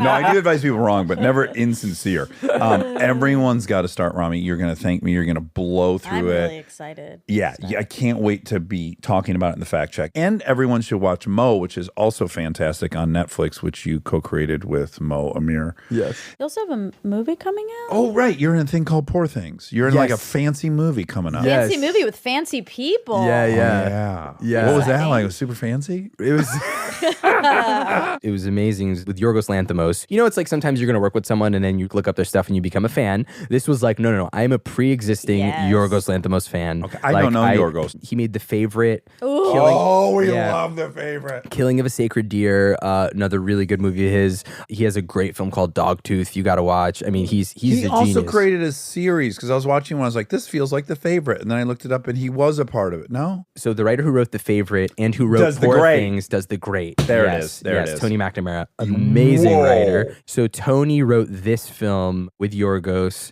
It's an adaptation of this You this do not novel. deserve to be in this. Yeah, I don't. But I'm going to tell you how I really don't deserve it. It's literally me and Emma Stone, who's amazing, and Willem Dafoe and Mark Ruffalo. So we're shooting in Budapest. So there's a big cast, but this is like the core cast. And they're like, all right, you're going to go to Budapest and you're just going to rehearse with the core cast for like 2 weeks. So I show up. I'm supposed to just rehearse with them. And it's just me and them. Yes. And I'm like, what the fuck is this That's shit? amazing. But honestly, the second I got out of the car at the lot in Budapest, Ruffalo's car pulls up and he just comes out of the car, looks at me, gives me the biggest smile, and he goes, I know you. And just like comes over, gives me a hug. And we never met before, but he's just like, I know you, you know? And I'm like, I know you. So listen, that's a reminder to you that that's your job in life. So I had the same experience, which is I joined this movie, The Judge. I arrived like, oh man, I'm going to walk in and they're going to be like, how did the dude from Punk'd end up here? I mean, I'm walking in with all that baggage. And I sit down at the table and Vincent D'Onofrio looks at me and goes, watch your movie Hit and Run in a hotel room in, weirdly enough, Budapest. What a great movie. And I was like, wow. Thank you so much for saying that. I feel like it's not an accident. I'm here. And so that's your job, right? Dude. You're the person. Pay it Gotta do it. forward. Yes. God bless those people. The D'Onofrios, the Mark I learned Ruffalos. so much from those guys. So Willem did something that has changed the way I interact with people. We're sitting eating and this couple comes up and they're so excited they want to take a picture with him. They're like coming to the table Absolutely. to take a picture. Yeah. And we haven't even ordered yet. And they come up and I'm like, oh, Willem's about to be really annoyed. You don't understand. They cross like 10 tables to do this. They're like shivering a little bit. And Willem goes, thank you so much. Hey, where are you guys sitting? And they're like, oh, we're over there. And he goes, all right, I'm going to order and then I'm going to come and I'm going to take a photo with you. So just give me a second. So he goes over, takes the picture, comes back, and I'm just like, dude. And he just goes, there's no skin off my back. It took me a second. And just the way he handled the whole thing, for me, was like transformational. Just because I sometimes would feel this thing, we were kind of talking about it earlier, where someone would be into me or what I was doing. I don't know how to handle it or something. I'm a little shy. Yeah. And it really taught me to just not only accept it, take a move towards them. Give them you know, give them something. like, and it just inspired me. It's like, if I'm walking and I see somebody kind of recognize, I'll say what up to them before they say it, just to kind of be like, yo. That's been a really hard process for me. I just want to say one thing that initially is triggering is like, I don't have control. I thought that was entirely it. And then through this year of therapy, something bizarre, and I don't know if this will extend to you or not, but my therapist is like, what if you allowed yourself to think you deserve that? Yeah. And I was like, oh, A, I don't. B, no one does. The imposter syndrome, the feeling that I don't really belong here, the voice in your head is actually the stumbling block from accepting the adoration from a stranger. It's that I don't feel worthy of it. And so it reminds me I'm a fraud. As I've been closing that gap or maybe accepting that I do, we had a few different trips this year to Nashville where not only did it not bother me, but that I noticed these pilots wanted it, would never have asked. And I went up and said, hey, would you guys want a picture? Yeah. And I came back, I was like, wow. That's a pro move. That's how I want to feel in life. Everyone's so happy in that interaction. Yes, but it's my insecurity. It's like I had all these other really intellectual reasons why it made me uncomfortable, which there's some value to, but truly it was just, I didn't feel worthy of that attention. Yeah, I definitely resonate with that. And you think if you feel worthy of it, that you'll be arrogant or a megalomaniac. And it's like, well, no, there's some space between megalomania and fraudulence. Well, that's what was so cool about Willem and watching the way he carried it, because he was like, Of course they recognize me. I put myself in the position to be recognized. Yeah. Yes. I'm not going to be I'm also one of the most doofus. recognizable human beings on planet Earth. No one's famous like Willem. His Right. face is, Yes. I have never seen anything like this. Yeah. Anywhere he goes becomes Times Square of people coming to see him. People don't even know where they recognize him from. Right. Because he's like, Willem's like famous off memes. Like you use Willem's face to react to something. You know what I mean? Like that's how expressive he is. But anyway, he was so clear about, of course, I put the energy out to be recognized. I'm now being recognized. I'm going to embrace this and join it. It was such a lesson. Yeah. beautiful. Yeah. We went everywhere, Ramy. We okay. love it. I love you. Aaron Gator reunion dinner. It's all happening. gotta do it. I can't wait. This has been so much fun. Everyone watch Ramy on Hulu. Season 3 is out right now. You directed 7 out of the 10 episodes this year, climbing from 4 last year and 1 in the first year. You're really doing it all. And then, of course, people should see Poor Things, which you don't deserve to be in. Yes, you do. I hope they edit you you accept out. That. Yeah. How dare you? How Dax. And then watch a whole thing about acceptance That's right. and then capping it off with you I have don't to be deserve it. I have to be irreverent. That's right. You'll catch me being too soft. And then anything that Cairo Cowboy produces, which is your production company, check out. Such a blast meeting you. Dude. Good luck with everything. Thank you. So good to meet you guys. And now my favorite part of the show, the fact check with my soulmate, Monica Padman. A lot of logistical challenges this week. I know it. I know. Right. Cost me a couple grand last night, the damage I did to my truck. So my tattoo lasted, I don't know, 3 hours longer than I was anticipating. Yep. And so around 9 or 10, I start thinking like, I am so fucked. I got to wake up to drive the kids. I need to research. We have 2 today. Yeah. And it's earlier than we normally start. Yep. So I'm starting to have some panic and anxiety. And then I'm driving home and I pull in the gate and I immediately remember, oh, fuck, I told them I would move the trailer so that they can get a dump truck in the driveway. But again, I'm already in my mind, I'm out of time. Yeah.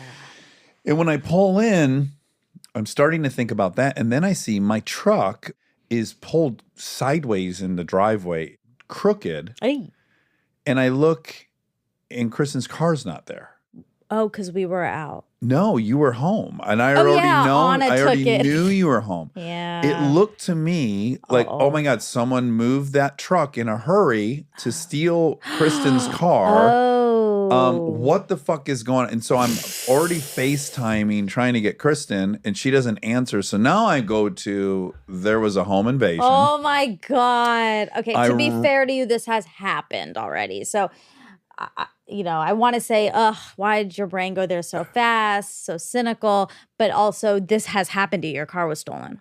My car was stolen. Yeah. Um, So I get it. also, the last movie, I watched 4 movies while getting this tattoo. Oh, wow. The last of which was No Way Out or No Escape, Owen Wilson, Lake Bell, Oh. Pierce Brosnan. They're in Cambodia. He's there to take a job with a water company. Uh-huh. The whole country revolts and wants to kill everyone that's involved with the water company. They've already murdered a bunch of the executives. They're coming for him in the hotel. Okay. He's with his 2 daughters and his wife, and everyone surrounding the hotel is trying to kill them. That was what I was watching for 2 hours prior to seeing my truck, scattywampus, no Kristen's car. Yeah. And I was primed with that film I had just watched. So you were ran ready. inside, like I explode through the door, run upstairs. And she's in there texting. Totally doing- fine. Yeah, looking at her phone. I go, well, I just FaceTimed you. Oh, I didn't see it. How? You're looking at your phone. Didn't see it. Go outside. I'm kind of angry now. Uh-oh. Well, I'm not. That's not right.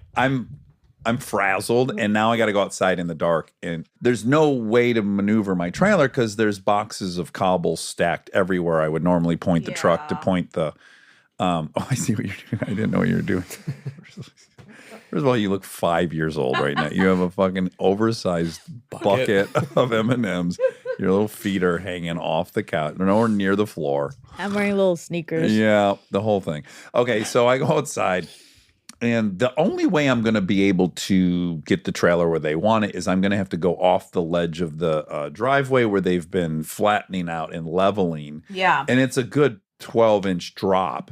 So when I go down and the truck goes that low and the trailer's up high, the rack that holds the fuel tank just fucking destroys the bed of my pickup truck. It destroys the bumper. It rips off the plastic. I'm not going to bore you with the rest of it. Anywho, by the time I crawled into bed at midnight, I felt like I'd really been through a lot, even though I hadn't. That last little stretch. Yeah. It was kind of like a Monica story, right? Yeah. No mix, no. Your Monica stories are, you've had two now. Okay. You What told was one the other last one? fact check about the plane. Okay, yeah. Both are similar in that there's a lot of like, I thought this was happening. and then nothing happens. Yeah. Well, there was destruction of the truck by the end of the night. that's true. That's better. Yes, a $2,000 penalty to be paid. You know, my stories are really hard to teach. I don't know how to. I don't think you even know how they work, to be honest don't with you. I know think the that's part of the magic. genius of them. It's like, because by the way, nothing happens in yours either. No, but But you always think Well, like you that's think not true. no, like you see a lot of Teslas. That's not a story, but from you it is. that is a huge story. There you go, breaking news. They're following us. Yeah, nothing happens. None of them run into you. No one yells at you out of a window. There's That's just not what's Teslas on the interesting. street. See, that's the problem. You think what's interesting is violence and fear and danger. And I think what's interesting is coincidences. Yeah, that's the highest stakes story for Yeah. you is coincidence. So yesterday I went to a Oh, do you have a Monica story? No, well, no, I'm just going to talk about my life. Okay. Yesterday I went to a women in entertainment gathering. I heard it was so much fun. Yes, it was a Spotify event at Spago. Never been. LA classic staple. Yeah. Institution. Institution, that's right. Yeah. Kristen was also invited, so we went. We both got +1. So Anna came with Kristen and Erica came with me. Power troop. It was really fun. Really, it was just an excuse for us to just Have chat. a girls' night out. Yeah. And we met some very interesting people. Women's. Some women's. And I'm going to another Spotify event tonight. What's the And theme of tonight's? Tonight, this is a Grammy party. Oh my God. Yeah, this is the Spotify's best new artist party. It's apparently their biggest and best party of the year.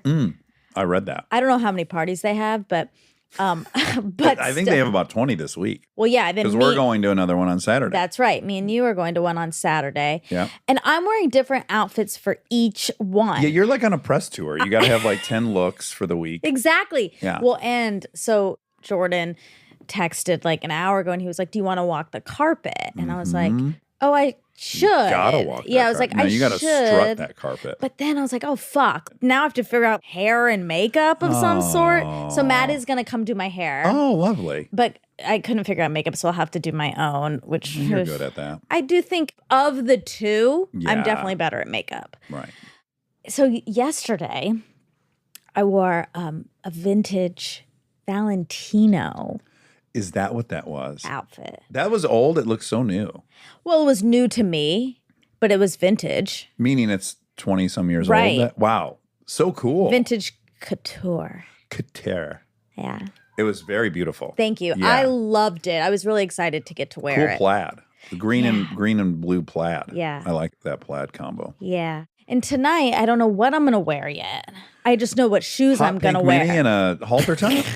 Well, Best new artist. yeah, I know that would be Yeah. more on. I am trying to theme it a little bit. Oh God, I'm nervous about our advertisers dinner.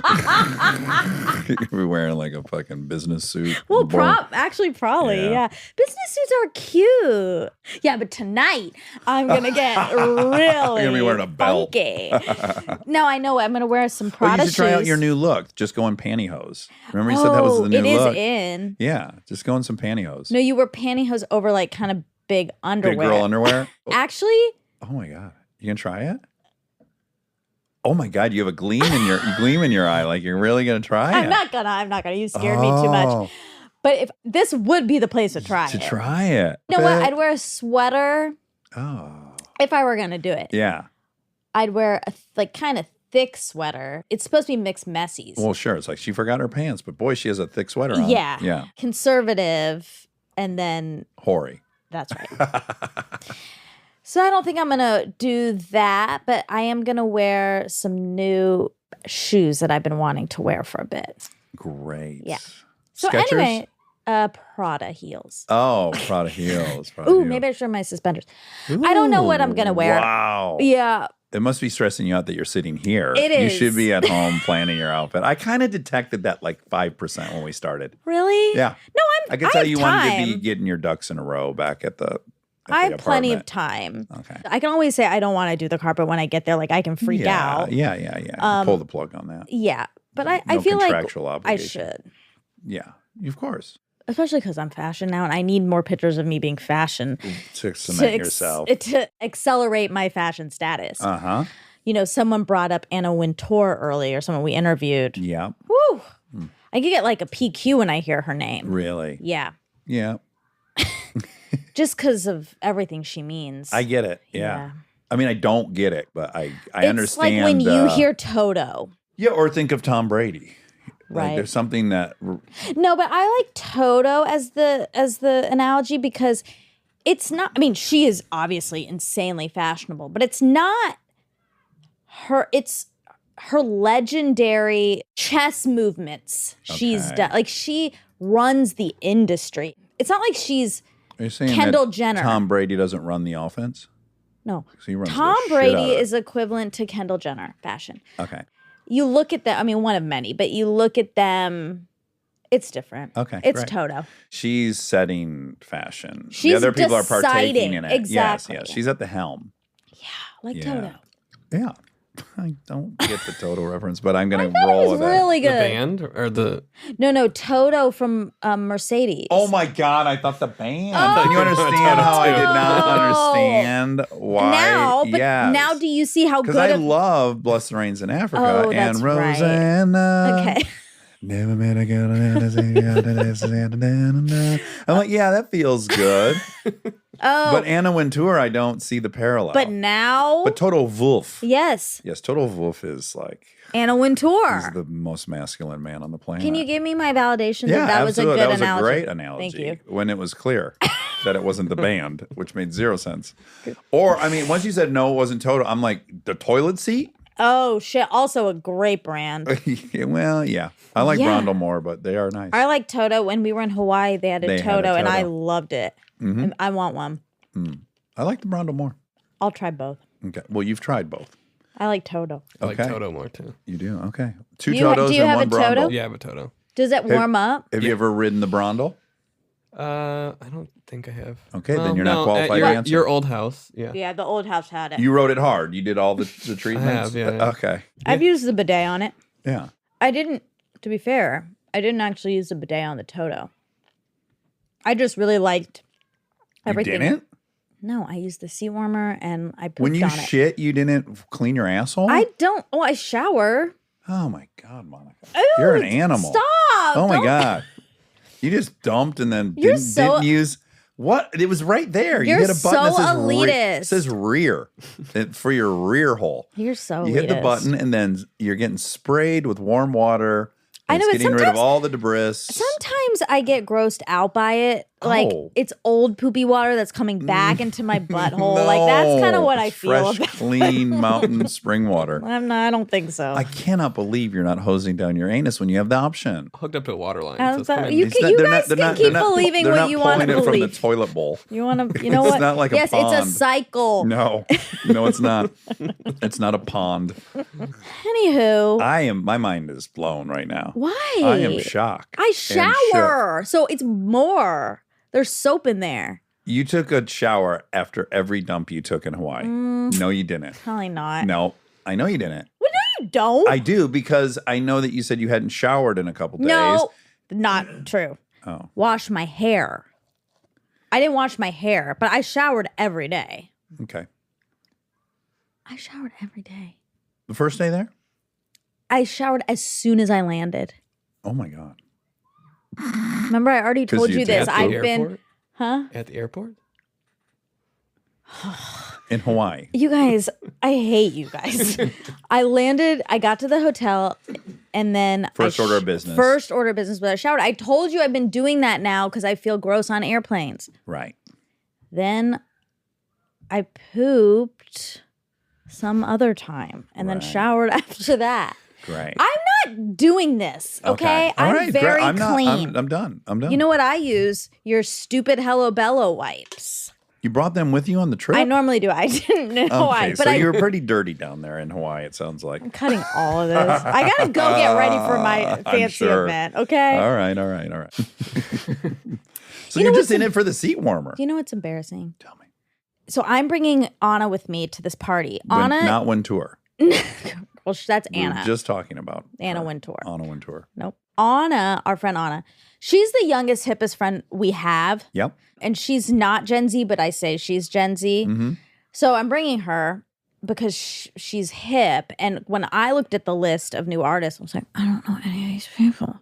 Well, I've never. Yeah, Rob I've only knows heard every of band. one. Which one? Wet Leg. They need a brundle.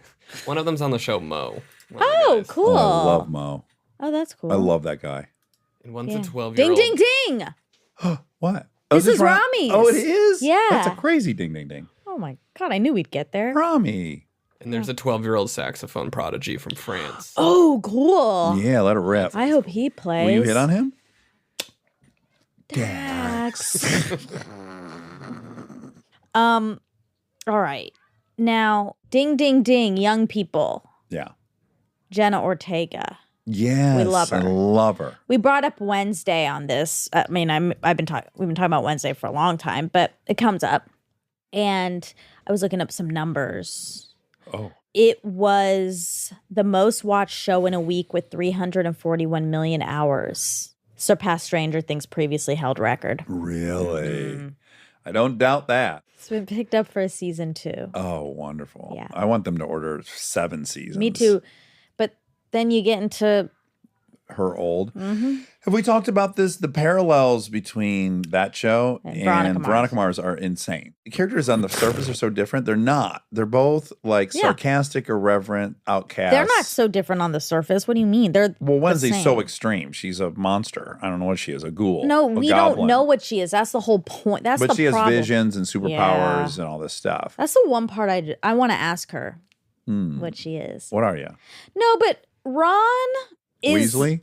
Mars Oh, okay. is like that. She just because she doesn't have black hair, everything else is exactly the same. Mhm. Like she's sarcastic. She's Uh-huh. like kind of a misanthrope. moody. Yeah. Yeah. It's a great character type. I love it. I love it. Can you hear? Yep. Yeah. It's so cute. What is it? A play date? There's a disco party going on in my my backyard God. with 4 little kids. Aw. It's a after school play date. That's the first time you've referred to play dates as cute. That's a big step forward. They're really cute if I'm this far removed from them and I can just gently hear them. If I'm in the house and I hear slamming doors and running and screaming, they're not as cute. Should we talk about something serious? Okay. This reminds me. Yeah. Not serious. We won't give details. Okay. Okay. Last time we recorded Tuesday, we were wrapping up and you looked out the window. There was a car in the driveway and you were like, what the hell? As you do, Yes. you're yes. skeptical. Yeah. I'm on high alert at all time. Who's entering? Who's That's right. leaving? Yeah. We were like, what is this? We look out. There's 2 women, Older women. older women, It turns out 79 and 81 or something. chatting with Kristen. Mm-hmm. Hugging Kristen. By the time we get out there, Kristen's arm is around her. she's supporting one of them who also has a cane. Yeah, but it didn't look like camaraderie. It looked like her grandmother was visiting and they were like They were reconnecting laughing. in the backyard. Yeah. Yeah. I was like, oh, it must be Kristen's friends. Yeah. We go out there. Kristen introduces us, and it's 2 women, and they say that the They main woman Yeah. said that she used to live here. Yep. Okay. Yep. And then she proceeded to tell a lot of fantastical, Yeah, maybe real, but Yes. really insane stories yes, about apparently her mother did the hair for all the Motown stars. yeah, And her father was an OB who delivered most of the children of the Motown stars. no, her husband, and the woman that was did. over, she did the hair. Oh, yeah. Yes. So it's not like she was the kid. In No, the story. she did the hair. Okay, and her husband was a gyno. The gyno. Who had delivered every single person's. And then, Muhammad Ali had been in the pool. Michael Jackson wrote a song in the Lincoln's Yes. room. I Okay. mean, yeah, a lot of extreme claims. Big that, claims. that could be true. We're in Los Angeles. She really knew, she knew the house inside now. Yeah. She clearly did live here. And then she knew the neighborhood inside and out. She knew like all the historical things. Well, she said stuff. Yeah, she said a lot of stuff. Yeah. Uh-huh. And also Stevie Wonder was always over too, working with some writer he worked with, and then he came along. So Lincoln was really excited. Yeah, really excited. She found out that a Michael Jackson song had been written in her bedroom. Yes. But I just think this is a good moment to share a parenting thing that happened. Oh, okay. Right? Because I think a lot of people would do what you did. What I did? Yeah. Mm-hmm. And I was on your page. Me and you were like, this isn't true. Right. Okay, so we come in. Yeah. We're skeptical, but Lincoln's Lincoln's like, so oh my happy. God. She's so happy. Mm-hmm. And Michael Jackson. And my first fear, just to be honest, is like, I don't want her going to school and saying Michael Jackson wrote a song in her bedroom. I was nervous that she would go repeat all this stuff. And they'd be like, Lincoln's a liar. Yes, Lincoln's a liar. And in fact, maybe some of the stuff was lies. Who knows? I don't know. We don't know. There. Yeah. So she says, oh my God, Michael Jackson and Stevie Wonder wrote it.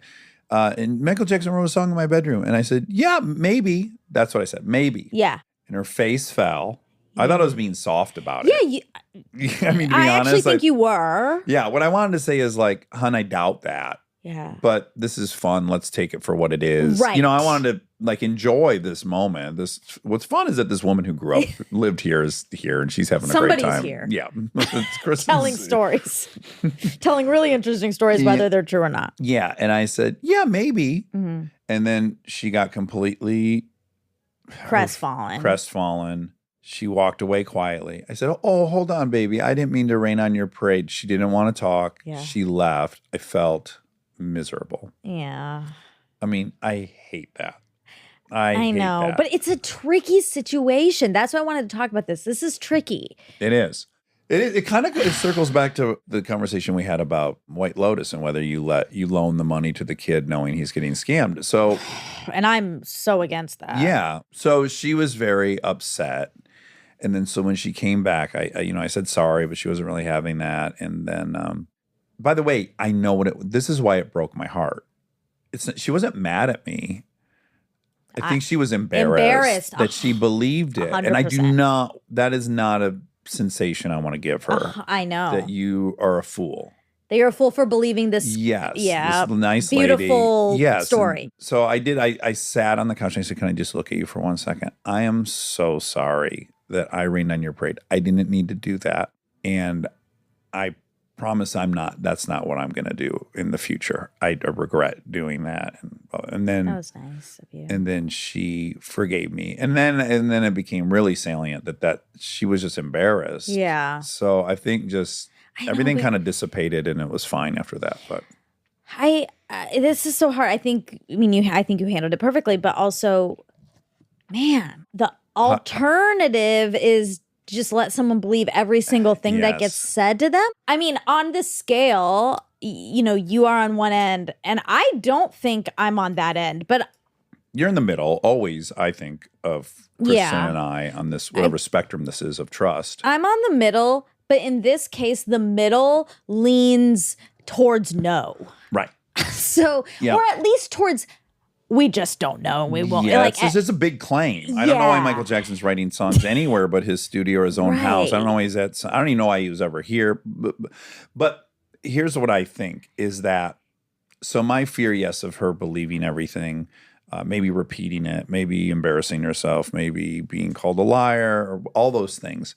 I could have addressed it much better. I could have had the conversation with Kristen out loud so that it was Kristen who was, in theory, on trial of whether it was believable or not. Yeah. I could have taken her out of it, still expressed how I feel about it. That's interesting, in front of her without it being personal to her that she got duped or triggering any feelings of embarrassment. So that's what I would do differently. I'm not going to not say my opinions in life. Yeah. But there's a way I can do it that's better than what I did. That's interesting. Also, I could let the fun dissipate. I didn't need to do it at the apex of the fun of finding out Michael Jackson wrote a song in your bedroom. There would have been another time where no one was riding high on the thing. It was, I could pick a better moment and I could pick a better recipient for it. But the problem is you were in the middle of yourself feeling like there's like someone here and they're saying all this stuff. So for you, that was, I think, good. Yeah, I felt like it was as good as I could do. Yeah, it was Yes. kind of the best you could do in that circumstance, I Yeah. think, given your history. and because really, I do want to give you a compliment. You could have read that as this person is coming to my house and is lying to my family. Kids, and now they got everyone excited here. And now I have to deal with this. So you could have really gotten angry, and you didn't. Yeah. So I was that's really good. nice to them. Yeah. You and I stopped. We were both going inside. We stopped for like 10 seconds and we just kept you it less moving. time than me, but I had to pee. I know you had an excuse. Here was my thing: is I was really nice. I was polite. I could see she was really enjoying being at her old house and filling Kristen. So I don't want to rain on that Sure. at all. Same. Go- Yeah. guys, go crazy. Talk about this for 2 hours. But then she wanted to go back and start retelling everything she told Kristen, and then I was like, well, no, Yeah. I don't want to hear a half hour of stories. Yeah. I'm sure Kristen will report them to me, and Lincoln's already reporting them to me. So I'm going to be good on, I'm not nice enough for that. Yeah. Yeah. But you know what's really interesting? But Kristen enjoys it. That's the difference. Like, it's not, she doesn't not enjoy that experience. She loved it. Well, let's just put it this way. She had not gone into the house. First, she said, oh, that used to be a patio, which is true. Our bedroom currently used to be a huge second story patio. Yeah. So she knows that. She's like, oh, in the basement, blah, blah, blah. No houses in LA have basements. It's very rare that we have a basement. So she knows we have a basement. Like, she definitely knows this house. There's no question. That part's true. I'm inclined to believe she lived here and she was a hairstylist. And I bet some people did stop by. Whether Thriller was written upstairs, I find a little crazy. I mean, yeah, I guess that's also a difference between me and you. I feel like it's all or nothing in some ways. Oh, really? Like, either that's sort of a crazy person Okay. or that person is telling the truth. Oh, see, I'm in the middle because I think over time stories evolve. So I Well, think yeah. first it was like Stevie Wonder came over one time. People liked that. But then as she was telling us, like, Stevie Wonder brought, now he brought he'd swing by with his girlfriend. You just start adding, and I that's don't true. think people, I don't even know that they're malicious. I don't think they know anymore. That is if true. Because she's talking about something 25 years ago, 30 years ago, Yeah, longer at than 50 that. years ago. Yeah. And she's told these stories Like- for 40 years. They've been punched up along the way. I don't know that she knows what happened at this house. So Yeah. I think there could definitely be a middle ground of what she thinks Yeah. Anyway, so that was interesting. it really was. Okay. It'd be great if it was all true. I want it to It be all would true be. for her. It would be great. And it might be. Like, This I'm goes definitely back not- to that thing, though, when people are pumped about their ancestors having accomplished something. Like, some people would be they'd take on some pride that in their home on Michael Jackson. So I wouldn't be able to internalize any of that. I wouldn't really care. What? I mean, it's not. I wouldn't be like, if people came over and be like, Thriller was written upstairs. Like, I would never do that. I wouldn't coast on the But it's coolness. not. It's not that it transfers over to you, but it's like, can you believe that how crazy that is? You ended different up in lives the that have same. happened. Yes, Yeah. you ended up in the same place as that. Well, that is what's cool That's about very any cool. place with history. Like where I grew up and where you grew up, every house you lived in was either you were the first person Brand to live on it. new. Yeah, Yeah. everything was like subdivisions and there's no Exactly. history. But yeah, the houses around here, it's like, whole generations of people. Well, the old house, do you remember fucking me finding out about the old house, Carly's house? Barely. We kept getting mail. And finally, I just was like, I got to alert this person that all their mail's coming. And I did a Google search and they worked at the Department of Water and Power. And I called the fucking number Yeah. and got the person whose mail was coming. And it turned out she'd grown up in the house that I lived in for 16 years. Yeah. She's telling me all these fun things. Oh, when you walk in, there used to be this big fountain thing there and this, and I'm enjoying all this. And then there was bars over the window of one house, one room in the Oh, I house, which I thought remember. was so weird. And I think I might have said like, why was there just bars on one? She said, oh yeah, well, that we had a break in and blah, blah, and that's what killed my father. And then she kept moving on. Right. And I'm like, did it killed your father in that He was killed there. he was murdered in the room, or the event was so traumatizing he started Heart drinking attack? too Oh. much and died? Like, what do we mean by that event killed him? Like, was he murdered in the house? Yeah. I'm inclined to think, yeah. I think there was a murder in Wait, my... but did she not say? I didn't ask, was he murdered? Oh. She just blew by. That's what Well, killed him. they have to declare it. I've You always can heard find that. out. No, I know you say this every time I say that. It's law. Okay. So you can find out. They don't have to disclose it. Exactly. It's not on the Redfin It listing. has to be on the record, but they don't have to tell you. But if you look into it, That it's I there. believe. Yeah. But what's interesting is, and I actually think you might have to disclose it if you're the seller of when there was a murder in the house. But there was someone in between her Oh. and Peter Young or whoever owned the house for 3 years. So I don't know that the responsibility keeps transferring. But I think it might be like if I ever on sold that house, record. I don't know if I'd have to say, I think there was a You murder. don't. Okay. It's just on record Yeah. somewhere. Murders. Deaths. What if there's a website like how you find out if someone's been murdered in your house? Maybe there's been a bunch There's of a murders. website called diedinhouse.com. Oh. Oof. That seems like bad luck, Rob. Don't look into that. Type in my old address. No, don't. Oh, I need to pay for something. Oh, Yeah, well, it's not worth it. okay. So you said, although she be tiny, she be mighty is a Shakespearean quote. Mm-hmm. I think what you meant is, though she be but little, she is fierce. Okay, where's that from? Shakespeare. Oh, great. Yeah, that's what I was thinking of. Yeah. Yeah. Isn't that a Wow, great? it is Shakespeare. You didn't- That's crazy. You knew that. You've not heard that one? No, I have, but I didn't think. Okay. I thought it was TJ Maxx. Oh, okay. No, it was T.J. Shakespeare. It was Wow. Bill. It was Though old Bill she Shakespeare. be but little, she is fierce. Yeah, that's what you and Kristen should both have tattooed on your foreheads. We don't need it tattooed. We just can You be are. it. Yeah, that's true. But as a warning, I think would be helpful to the rest of us. Delta needs it too. Yeah, sure does. Wow. Now I'm really interested in finding some tangerine sour Altoids after he said that, Right, that got your motor running. Yep. Because you couldn't get it. but I'm going to get it Yeah. somehow. Just putting that out there. Okay. I just want to do a little clarification, teeny. I don't want to get too into it because I don't want to fight, and also I have to go to my fancy party. Right. But was Obama against gay marriage until Biden said he liked Will and Grace? That's a strong statement. Okay. Biden did say he liked Will and Grace. He said it on Meet the Press. So then the thought was that Obama was mad. The thinking around it. Obviously, he's never said yeah, that made me mad. Yeah. The thinking is, oh no, It just forced the he's the now issue. beat me to this liberal punch. Right. So that's the thinking around that. Okay.